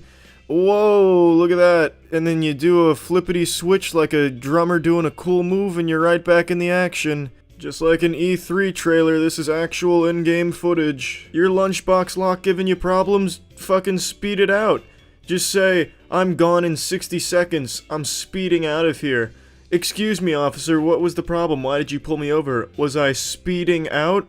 Oh man, look at all of this speed and all the screws coming out. Order now, the SpeedOut. It's waiting for you. But it won't wait long, cause it's moving really fast and speedy. Hey douchebag, it's me, Eric Thies, the guy your girl is cheating on you with, and I'm here with my latest invention, the Toss and Go One Pot. Put down the crack pipe, cause I got your next new addiction right here. It's cooking chicken and burning vegetables. It's never been so much fun to be shitty at cooking. Traditional pots and pans are prone to rust and are made out of asbestos, which causes the food to stick, and it's super heavy, great for beating a burglar to death, but they're too complicated, hard to control, and awful to clean. Boo! Haha, don't be scared, it's just me again, Eric Grease. No, I am not the Burger King mascot, please stop asking, but if you want porcelain skin like me, you've gotta start using the Toss and Go One Pot. It's gonna de-age you like Harrison Ford in the fucking Dial of Destiny. As the name would imply, it's designed to toss and go, but it's capable of so much more than that. It's like the fucking Tesseract of the kitchen. You can bake, stew, steam, roast, saute, souffle, Dr. Dre, good day. But don't just take my word for it, listen to this AI-generated NPC. I love nutrients. Pouring pasta has never been easier. Just look at this beautiful cuisine that wasn't possible until I invented the Toss and Go One Pot. The secret is in the all-in-one system. Each Toss and Go One Pot comes installed with the latest firmware and a 4090, giving it the lightest design and the most bang for your buck. And if you think I forgot about the ass, you are sorely mistaken, Buster. I Frankensteined a steel plate right to the bottom of this to give it a +5 to strength. Welcome to the future, now let's see it in action. It works on all surfaces, including induction stoves, meaning I can whip up a beef stew faster than you can say, Eric, put down the machete. Thanks to the latest from DARPA Laboratories, there is non-stick technology integrated into the all-in-one Toss and Go One Pot system, and its reinforced ceramic hardeners make it so not even dynamite could blow this bitch up. It's easy to clean, just one swipe is all it takes to get rid of all the germs and bacteria, and it heats up to 30% faster than traditional pots and pans. Channel the power of the sun right into your pot, and say hello to Flavortown on the top thanks to the heat being spread evenly for the perfect bread. I lost something once. Watch out, it's a macaroni waterboard. Just kidding, it's me, Eric, cooking again, and I'm making some wonderful mac and cheese for the whole family. We can make some smoky and juicy barbecue short ribs that fall off the bone. We can even fit a full roast inside of the toss and go one pot. You can fit entire bodies in here if you wanted to. Not saying you should, but you could. Glazing a giant cinnamon roll? Why not, thanks to the deep skillet we include. I haven't been this excited since my 21st birthday when I blacked out at a Wet Willie's, and it's all thanks to the toss and go one pot. You're gonna love the way you cook. I guarantee it. Colanders, get the fuck out of here. More like call you laters. We don't need that anymore, thanks to the included strainer inside of the toss and go one pot. I told you it was an all-in-one system and I meant it. Even a carousel handle so you can tease it, and then bang, pick it right up. No matter what angle you're coming at it from, it's going to be a comfortable pickup every time. And of course, we've got the non-stick skillet so you can make the perfect eggs. And just when you thought you had enough, I'm coming at you during the refractory period with even more. Activating Dutch oven mode. Engaged. You can turn this into its own little Dutch oven, which who doesn't want some of that action? And Meemaw, she's gonna love it. I promise. Just look at how much fun my grandma had. There's just nothing like it on the market today. Why poop when you can shit? What are you waiting for? Order now. Toss and go fuck yourself. Goodness gracious, that dream was convincing. I really thought Riley Reid was on top of my penis. No wonder I woke up with a full load. Now I gotta dump it all. Turning on the bathroom light at night's like a fucking flashbang, and you'll miss the mark when you pee-pee. Enter the bowl light. It's here to guide your eyes and your penis right into the bowl. Whoa, did somebody drop the Tesseract in my toilet? Nope, that's just a gentle night light delivered to you thanks to the bowl light that you can clip onto any toilet and turn that ordinary boring toilet into a fucking rave in your bathroom. That's right. Transform any toilet into a nice little light-up show at an EDM concert and piss and shit right in that bad boy. What's up, fam? My name's Jim. I'm 18 years old, and I recently installed a bowl light, and I've never looked back. It's just really amazing the things you can do with a bowl light. It can change colors. You can have it go to blue and yellow if you want to feel like you're pissing into the sun, red if you want to feel like you're looking into the portal to hell, green if you want to get real wild and feel like you're dropping a stinker into the mouth of the Hulk. It's just amazing. Sing it with me, sing if you know the words. Bathroom light is too bright when you use it in the night. Saw grandma's tits, said, yikes, certainly not a pretty sight. Oftentimes my husband gets possessed by a diabetic demon and pisses multiple times throughout the night, but thanks to the bowl light, I now wake up sometimes and panic thinking there's aliens in the bathroom. I flushed my son's turtle down the toilet and he cried for weeks, so then I went out and bought a bowl light and convinced him that the light was proof that the turtle was becoming a Teenage Mutant Ninja Turtle. That fucking idiot. Hey, look, it's that guy that fucked your girlfriend. Look at how much fun he's having shoveling the snow. And do you know why? It's because he's using the Snow Joe, bro. It's a shovel that we put an extra handle on.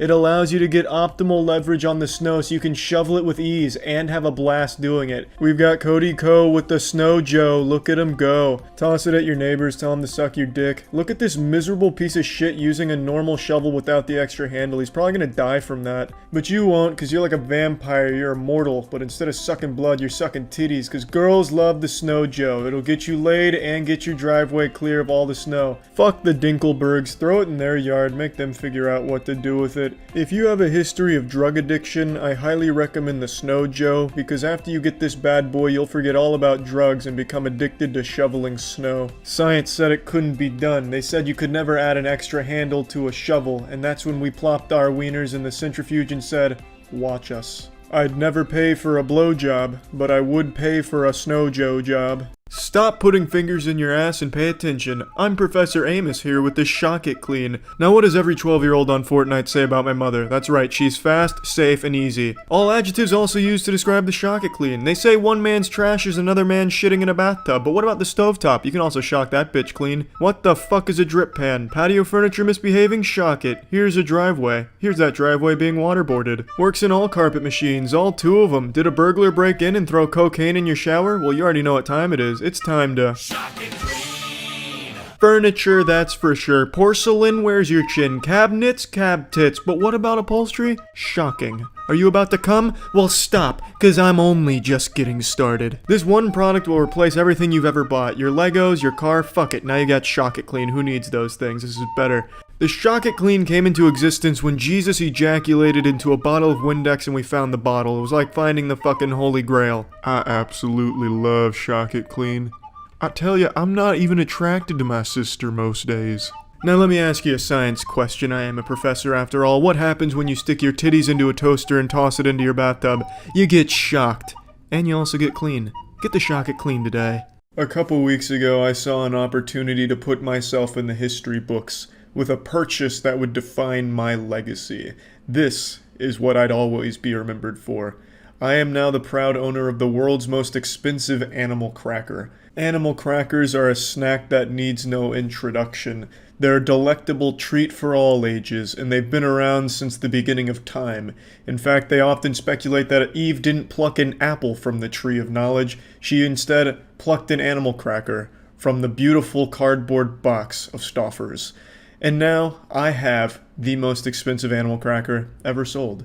It's not often that you're the first to do something in this world because there's billions of people out there and you're not special. Everyone's done everything at least once, until today. I am the first man to purchase an animal cracker at this price point.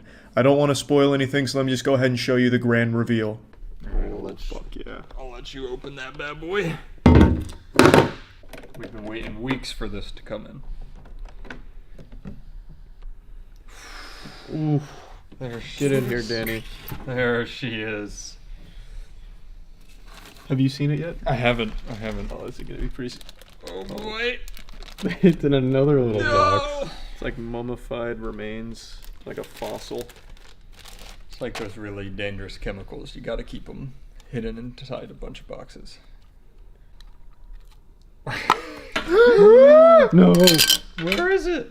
Oh, this is it. I hope it didn't crack. Oh my god.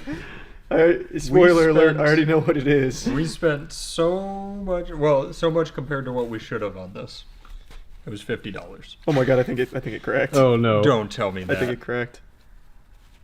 No! Let's go! That's huge! Oh my god. It's an animal cracker having sex. Was it worth the wait? Yeah. This is epoxy? Yeah, he epoxied it. Here, let me... Wait, hold it up and like smile like a proud new owner. Yeah. Let me find the picture for you so I can read off what it... Explain to me what it is and like give me some backstory It's a here. rare factory error Stouffer's animal crackers, cow mounting camel, sexual funny dirty. So it popped up on my Facebook Marketplace weeks ago. I showed Charles, but it was $100, and we were like, ridiculous. It's an epoxy animal cracker. So he dropped that price to $50, and we knew what we had to do, and we scooped it right up. We hardballed him. I bet you're wondering how I was able to afford such a luxurious animal cracker. Well, it's all thanks to Current. Current, as I've mentioned multiple times in the past, is the optimal way of doing mobile banking. When it comes to Current, transparency is everything. You can get all of your information whenever you need it, all the time. There's no hidden fees, there's no fine print, there's nothing. Everything is right in your face, it's honest, and it's just the future of mobile banking, really, and the future is now. I highly recommend Current for pretty much anything in regards to mobile banking. If you need to send or receive money to your friends, it's super easy and convenient, so I think it's a great service. So if you're interested in getting started with Current, it's free to sign up. You can go to current.com/moist or just click the link in the description below. So current.com/moist. We could buy so much glue and animal crackers to make these over and over, but... No, but this is a factory Yeah, but that's a real one. Right, this is from the factory. This isn't a forgery. This is showing that Stouffer's is sexual. I guess. Yeah, that's what it shows. We've really cracked the case. Can I hold it? Do you trust me? Yeah, be careful. All right. That's nice. We gotta get that framed, PSA graded. We should get a massive frame. Like, imagine the... we won't show the TV. No. It's just like... This is just like Mr. Beast content. Yeah. $30,000 animal cracker. Imagine this is just right in the middle of a giant frame like that. That would look good. That would look very good. Yeah, get a PSA certification. Well, that's huge. I'm glad we waited 4 weeks and paid $50 for that. I think it was worth every penny. For safekeeping, let's put it back in. Matt's a big fan of the Facebook Marketplace, so I thought, in the spirit of Mr. Beast, I'd let him take $10,000 and buy the wackiest shit he can find on the Facebook Marketplace. And I've never been so excited in my life. I'm pretty excited to see it. This is a beautiful teaser for the kind of quality I can expect to see. We have something on its way. We have a couple of big ideas in store. It's nutty. You're going to shit your pants. Oh, I believe it. So this is exciting. Good work. Excellent. Good find. I can't believe we spent $50 on it. Also, it should have been more. Yeah, I can't believe it was such a steal. What's wrong with the cow's head? I think it's missing. He absolutely took a bite. And like before he realized what it was. Oh shit! What is that? He probably put the whole thing in his mouth, and he's like, "Wait a second, this feels different. There's a disturbance." So he spit it out, and then he noticed. Here's a photo of the listing, which will serve as a certificate of authenticity, so that way you know there was no foul play here. We didn't glue these animal crackers together. This came straight from the factory, a massive oversight, and we now have the first misprint animal cracker. It was originally listed for that $100, but apparently people were too stupid to understand the value behind this thing, so they weren't buying it, and eventually the seller dropped it to $50, which is when we swooped in and picked her up. This is perhaps the best item I've ever purchased in my life. And this is just the beginning. Like I mentioned, I gave Matt $10,000 to spend on goofy shit on the Facebook Marketplace just to see what he can find, so he'll present it to me like a show and tell. That'll be a video in the future whenever all that arrives. But I said this on stream, ever since I beat Mr. Beast in that poker game for $50,000, I just felt like I should at least use the money in a way that I think he would. So I'll just be using that poker winnings for like Mr. Beast style content for a little bit. So this is just the first of many. We also did another one that I don't want to spoil, but it's going to be a little bit here, and it's been extremely fun. So hopefully you enjoy it, and yeah, that's about it. See ya. Oh, Richard, you better not be watching security camera footage of dump trucks driving through puddles again. God damn it, Richard, you limp-dicked impotent sack of shit. I'm so tired of your sick fucking fetish. Introducing the IntelliEar, the high-tech butt plug for your ear. Simply strap it in and you're ready to go. Looks like a cell phone earpiece, but not even close. Never be kink-shamed again. Detroit become human? More like Detroit become reality, because with the IntelliEar, you can turn your husband into an android. Look at this guy, fucking lobotomized. Now all he knows is his wife's command. There's a little condom on it, diddle it. Here's the husk of a man. Here's his twin, they're about to make out. With the IntelliEar, you will be Intellifeared. Are your workers super shitty? Well, go ahead and upgrade them. What's that? IntelliEar. It's just a rabbit, Dad. Thanks, Cyborg son. Take a look at this former man. Look how much happier he is now that we strapped a packing peanut to his ear, which amplifies up to 50 dick buckets, over 75 feet away. Bye, Grandma, I love you. Preparing to exterminate small human. Last night, Tiana and I saw the new Toy Story movie, and while waiting for snacks, there was a really goofy-looking Buzz Lightyear doll I took a picture of and made a joke about on my Instagram page. And then Tiana reminded me that the Chucky movie also came out. And when she mentioned that and I was holding the Buzz Lightyear doll, I had like a fucking Winter Soldier episode. All these repressed memories from my childhood just filled my fucking skull. And I remembered a really scary item from my childhood that I'd like to share with all of you today during this show and tell. Look at this. This used to haunt the toy closet of my childhood. This doll is of me. Here's a reference picture that it's kind of based on. So my mom got this made to look like me when I was 4 years old or something like that. And then she put it in my toy closet. And every time, I was afraid to go to the fucking top shelf because this is where this dude was residing. That was his domain. Those toys never got fucking touched. There were spider webs on that shit because this thing was just scaring me. And I don't mean to say it right in front of him, but it was fucking terrifying. It still is. It's a scary doll. I don't know what the fuck my mom was thinking. Even getting him was scary because my mom found him today. And then my dog went ballistic barking at him as I went over to get him. And that doesn't happen. That's like straight out of a fucking every generic horror movie ever where the dog's barking at the evil thing. So this whole adventure through this childhood scary item has been truly unnerving. I'm not one to really believe in the paranormal, but goddamn, it's just a really scary little doll. It's pretty accurate though, so I have to give compliments to the company that made it. They did a really good job making it look like the picture my mom sent them, and I have to wonder what the fuck my parents were thinking making this. This is truly the stuff of a nightmare, and I just wanted to share this with all of you. Don't get dolls made after your child or after yourself or anything. It's a weird recipe for disaster. It just feels odd.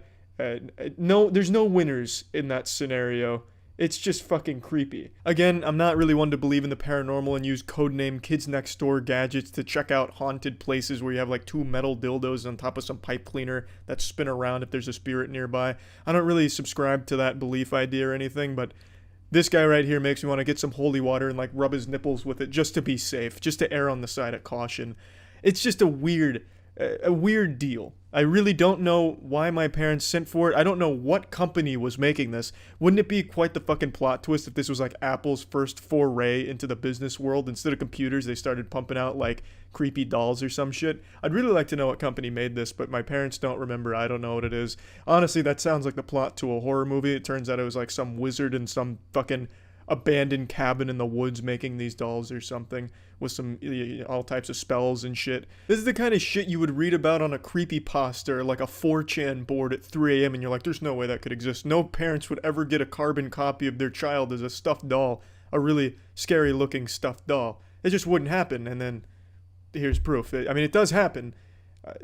I've had this for as long as I can remember, and I've always been kind of scared of it. If you listen to the official podcast, you know that my parents also used to have a wax Humphrey Bogart figure, like a 6'5" Humphrey Bogart. This thing was just as scary, if not scarier, than Humphrey Bogart, because this guy was right up in my toy shit, and that made it hard, because I had to, if I ever wanted to even look near that closet, I would see him. So Humphrey Bogart and this guy were like a tag team of nightmares for my childhood.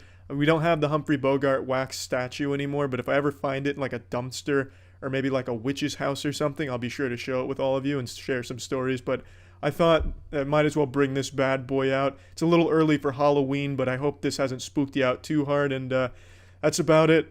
See ya. Jesus Christ, even just doing that just felt weird. I don't know, this doll thing, I don't have like a fear of dolls or anything, but there's just something about this one that just, it's scary. I don't know, man. But yeah, again, that's it. See ya. No waving from the doll this time. Just normal sign off. See ya. When I say RuneScape, what is it you think of? Testosterone? Masculinity? Perhaps all of the above. For me personally, when I hear RuneScape, I think of efficiency. Now, I stumbled upon a video of a very intelligent scientist, straight out of college, no doubt went to Harvard, and he made an auto-clicking device, a homemade homebrew auto-clicking device out of a children's toy.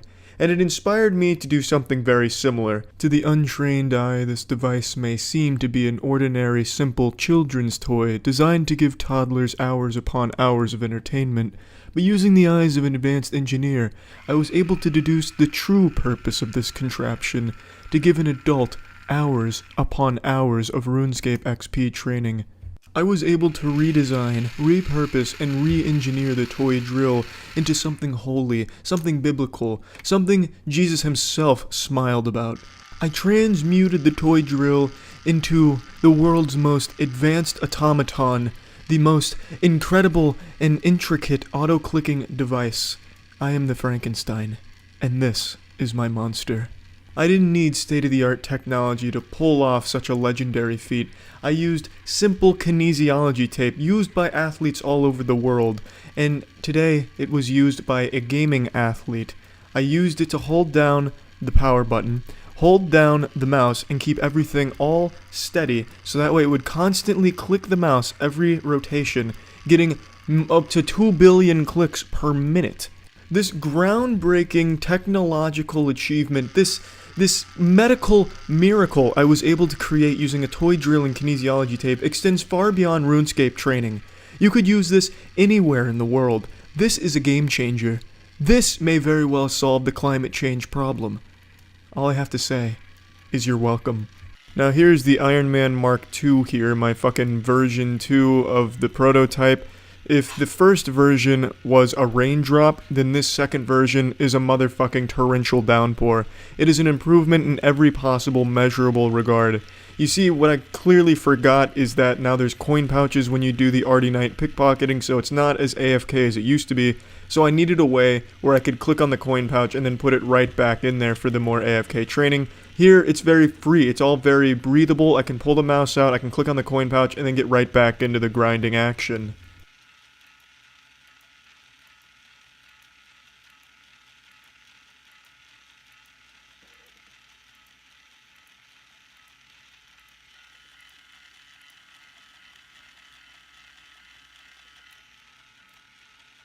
Ten out of 10 dentists agree that the Ouya is the biggest failure of the video game industry we've ever seen. According to Webster Dictionary, Ouya is now synonymous with disaster and catastrophe. But I'm here to go against the grain today and tell you why the Ouya is not as big a failure as we previously thought. I'm going to show you its one and only use. This is my first unboxing. I'm a virgin, so please be gentle with me. It slides out of the box easily enough, and then we get this beautiful sign, and so begins the revolution. Spoiler alert, the revolution never began. Ouya lost the war before it ever began. Now, if I was to grade this packaging like a book report, I'd be giving it a D right now. Here's the controller. Obviously, a lot of hard work went into this, so let's treat it with some respect. Now we have the main component here, the main entree, the big dish, the big old penis. It's the actual console. It's a nicely contained unit that feels as though I'm holding failure in the palm of my hands. Alright, now let's move on and check the secret compartment of the box where all the spy gadgets and shit live. And look what we got here. The only useful shit in the entire box. Some usable AA batteries. Fuck yeah. Now in order to make this piss shitter useful, I needed to get inside of it into the meat of this bad boy. So I ended up getting my tiny Allen wrench out to unscrew this, and we get to the innards. Now we don't need any of these pieces here, so we're going to go ahead and throw this piece of shit off to the side. And we're just going to need the husk here, the hull. Now let's move to step 2. So you want to plug all of the orifices on the device here. You want to make sure every sphincter is butt plugged. Make sure there's no holes. And then we're going to go ahead and start filling this up with water. You can use whatever you want. I just had some scotch tape on standby, so I used that. Now, as you might notice, the water is going straight through. Yeah, it wasn't enough tape. So I needed to think a little bit more creatively. So I used more tape, naturally. This is my Mark II. It's an improvement in every conceivable way over the prototype, and as you can see, now it's holding the water beautifully. I've locked the bitch down with enough tape to fucking become a sarcophagus. Now, once you have your Ouya filled with water, you want to put it in your freezer and leave it in there for a decently long period of time. Once you're confident that it's frozen, go ahead and shake that bad boy out of its tomb and get ready for an exciting slumber party, cause now, you're bringing a fucking ice cube, baby. Shitty video game console, but excellent ice tray. Predstav Jamo. iRobot Roomba 980. Vacuumski Robotsky Usisavac. Snaga Koja Yamaha Toshiba. Zaworodo CC Podov. Sakholgan Dormammu. Basumo Prolazaviskis Prostate.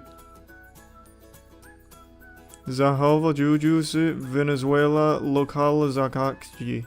Sisti Ispad Nam Jasaja.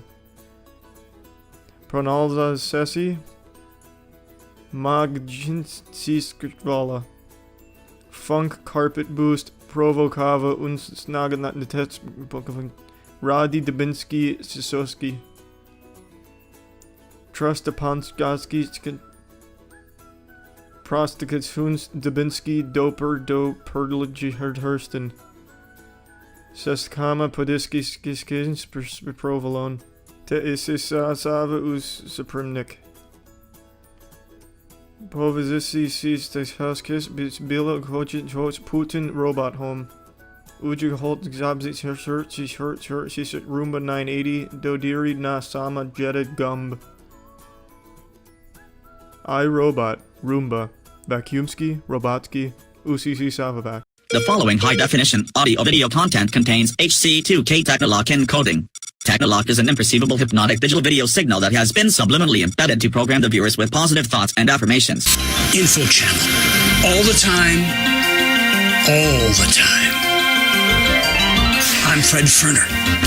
Welcome aboard. InfoChannel is a name you're probably not familiar with, but you should be.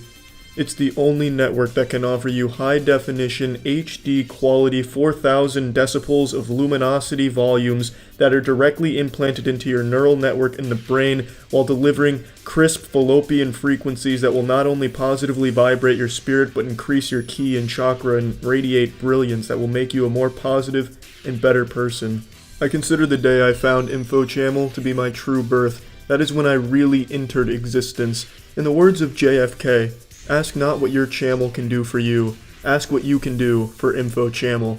Founded by the legend who invented HD toilet paper, Fred Ferner, also known as Fuckmaster Flex, InfoChannel aims to bring you everything a sentient being could possibly ever need and injects it right into your brain via Technolock technology. That's right, the same technology that powered the Starship Enterprise is being used by InfoChannel right now. This isn't science fiction, this is science diction because it is shoving its dick in everything we thought we understood about broadcasting networks. InfoChannel just has everything. For me, the straw that broke the camel's back with other networks is it didn't offer me both entertainment, facts, exercises, or jobs. This has all of it and so much more. For example, I found my dream job while watching the Job Outlook segment of InfoChannel. I saw a statue basketball team was in need of a head coach, and I had been training my whole life for just that position. Usually I was training statues in my backyard at basketball just for fun, and we weren't even that good, but this team was trying to be competitive, and I was very familiar. I actually specialized in Flemish and French statues, so I knew I was right for the job, and I played basketball a little bit. My specialty happened to be on the bench, so I knew the offense I could deliver to this team would be high intensity and explosive, and you know what? Thanks to InfoChannel showing me this opportunity, I not only got the position, I am also happy to announce that our statue basketball team, the Hoop Dunkers, is fucking rock solid. Don't just take my word for it. Here's a testimonial from another very satisfied InfoChannel consumer who recently made the switch to InfoChannel. As a professional horse wrestler, I was having a lot of troubles looking for work, finding jobs, and maintaining my tight schedule. But thankfully I found an experienced seahorse, and now my underwater shows are all the rage. InfoChannel also offers some of the best in entertainment and cutting-edge pioneers of visual entertainment, says Barnes & Noble, New York Times, Vice Times. It also has one of my favorite shows, Omega Neutron Star Explosion, Galactic Cosmos Battles, Artificial Computers Stolen by Men in Black Government Raiders, or TIM for short. It's a story of two scientists who steal an artificial intelligence and are then hunted, and the only way they can survive is by powering themselves and their van through jam units. Let's watch some clips from my favorite show. Hang on, Jawline. 15 seconds till GTFO. Damn it, Tim, we just did this!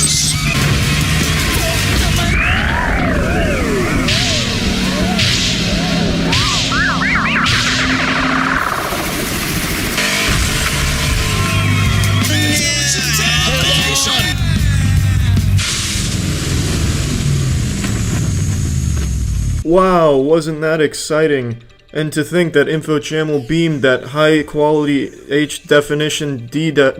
high-quality definition entertainment right to my brain. Thanks, InfoChannel. It doesn't matter how you find InfoChannel as long as you make the switch. Here, listen to this man's story of how he found InfoChannel. I was digging deep in the Arctic Circle looking for gold when all of a sudden I discovered a magic trinket. After warming it in my hands, the image of Fred Ferner came to me in a dream. He gave me a nice body massage while informing me of the magic that is the InfoChannel. The only channel I've ever wanted, needed, and never knew I had. Wow, what a story. A riveting tale. Thank you, testimonial man. So you've heard it here about InfoChannel. The only thing you'll ever need. So make the switch to InfoChannel and take that hunk of shit television piece of shit and fuck it real good and go to InfoChannel. Your body craves InfoChannel. You need it to quantumly lubricate your smegma aura. It's the only way. This is ethereal serenity at its finest. But don't just take my word for it. Listen to Tina Turner when she says, "Big wheel keep on fernin'." Instead of turning, I replaced it with Ferner's last name and made it a verb. So just, you're gonna like InfoChannel. You need it on a physical, spiritual, and corporeal level. So go for InfoChannel. That's it. Toodaloo. Prepare to make your birthday list and fill it with nothing but Rick Owens' future fashion pieces. Let's go ahead and kick this off right. Coming at us now is Frida sporting the Flesh backpack, a Rick Owens staple, his signature move. We're still unsure if that's a living, breathing woman on her back or just a corpse. Inspired by Brazzers Productions, we have the Standing 69. It's less of a fashion piece and more of a statement. The table napkin for when your fingers are dirty but your ass is clean. The unqualified skydiving instructor, where you have your client strapped into you upside down in the Undertaker tombstone position. Up in front we have the right hanging spontaneous erection, while in back we have the fuck you, here's my asshole. The Magenta Paradise Silk Serenade with a McTwisty can and backside 180 kickflip. Don't forget to pick up this tremendous dress this summer. It's a dress that Rick Owens himself crumpled with his own 2 hands. It'll surely be flying off the shelves. Who's that Pokemon? It's a Xenomorph's head hanging off the side of a dress. Did you guess it? Whoops-a-daisy, it looks like they accidentally tossed in a normal-looking outfit for this part of the fashion show. Rick Owens sends his apologies. There we go, we now return to regular Rick Owens fashion programming. This girl is a real trooper. With every step, that's another mouthful of pussy. So you like fashion, huh? Yeah, we thought so. You're welcome. Play close attention to the footage here. You might notice a little surprise. Did you catch it? We'll rewind it for you. Your eyes aren't lying to you. That is once again, per Rick Owens' fashion vision, another woman miserable while being strapped to another woman. Let's take a peek behind the curtain here and look at the genius on the other side. There's Rick Owens himself, the only man on earth that God has ever given the title of Fashion Master to. Thanks for tuning in. Whoa, what's up dudes and girl dudes? I'm Carl Z, and the Z stands for the douchebag. I'm here with the gnarly nutsack knuckle duster known as Brightbug's Evolution. Catch, nerd? Huh? I call this one the invisible condom stretcher. We're going right back to the 90s, bitches, and I'm your time-traveling tour guide. The Backstreet Boys are back, alright? This shit lights up and you toss it back and forth like magic. Here you go. Whoop! High five! Oh, look at that! Hey, just picking some fairies off the tree. I like how it says some visual effects added so it doesn't deceive the youngsters watching this radical advertisement. In real life, this product's probably a fucking pencil eraser or something, but thanks to the magic of technology and CGI, they've made it light up in the commercial. Bright bugs and tight hugs and fuck rugs. I can see you sniffling over there. It looks like you're coming down with a bug. A bright bug. You got a bug in your ear. Don't worry, champ. I got it out. This shit's too groovy for a movie. Let me wash your windows. Hey, I'm sorry. Oh, I got a new phone. Oh, but look at this. I can put my bright bug right in it. I can make it do a little dance, and I pull that shit right out. Thank the aliens for giving us this super dope bundle of particle nanotechnology radiation. Here's a nice Kickstarter project for you. The Eco Weather.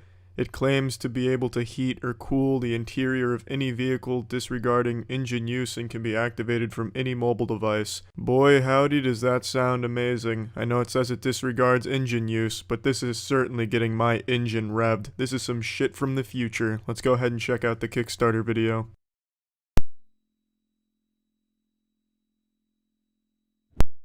Did you catch all that? I'll go ahead and replay it for all of you out there that may not have been able to digest all the information it just tossed at you. It was a lot and it really explained a lot of different things, so I'll go ahead and replay it, just for the sake of clarity.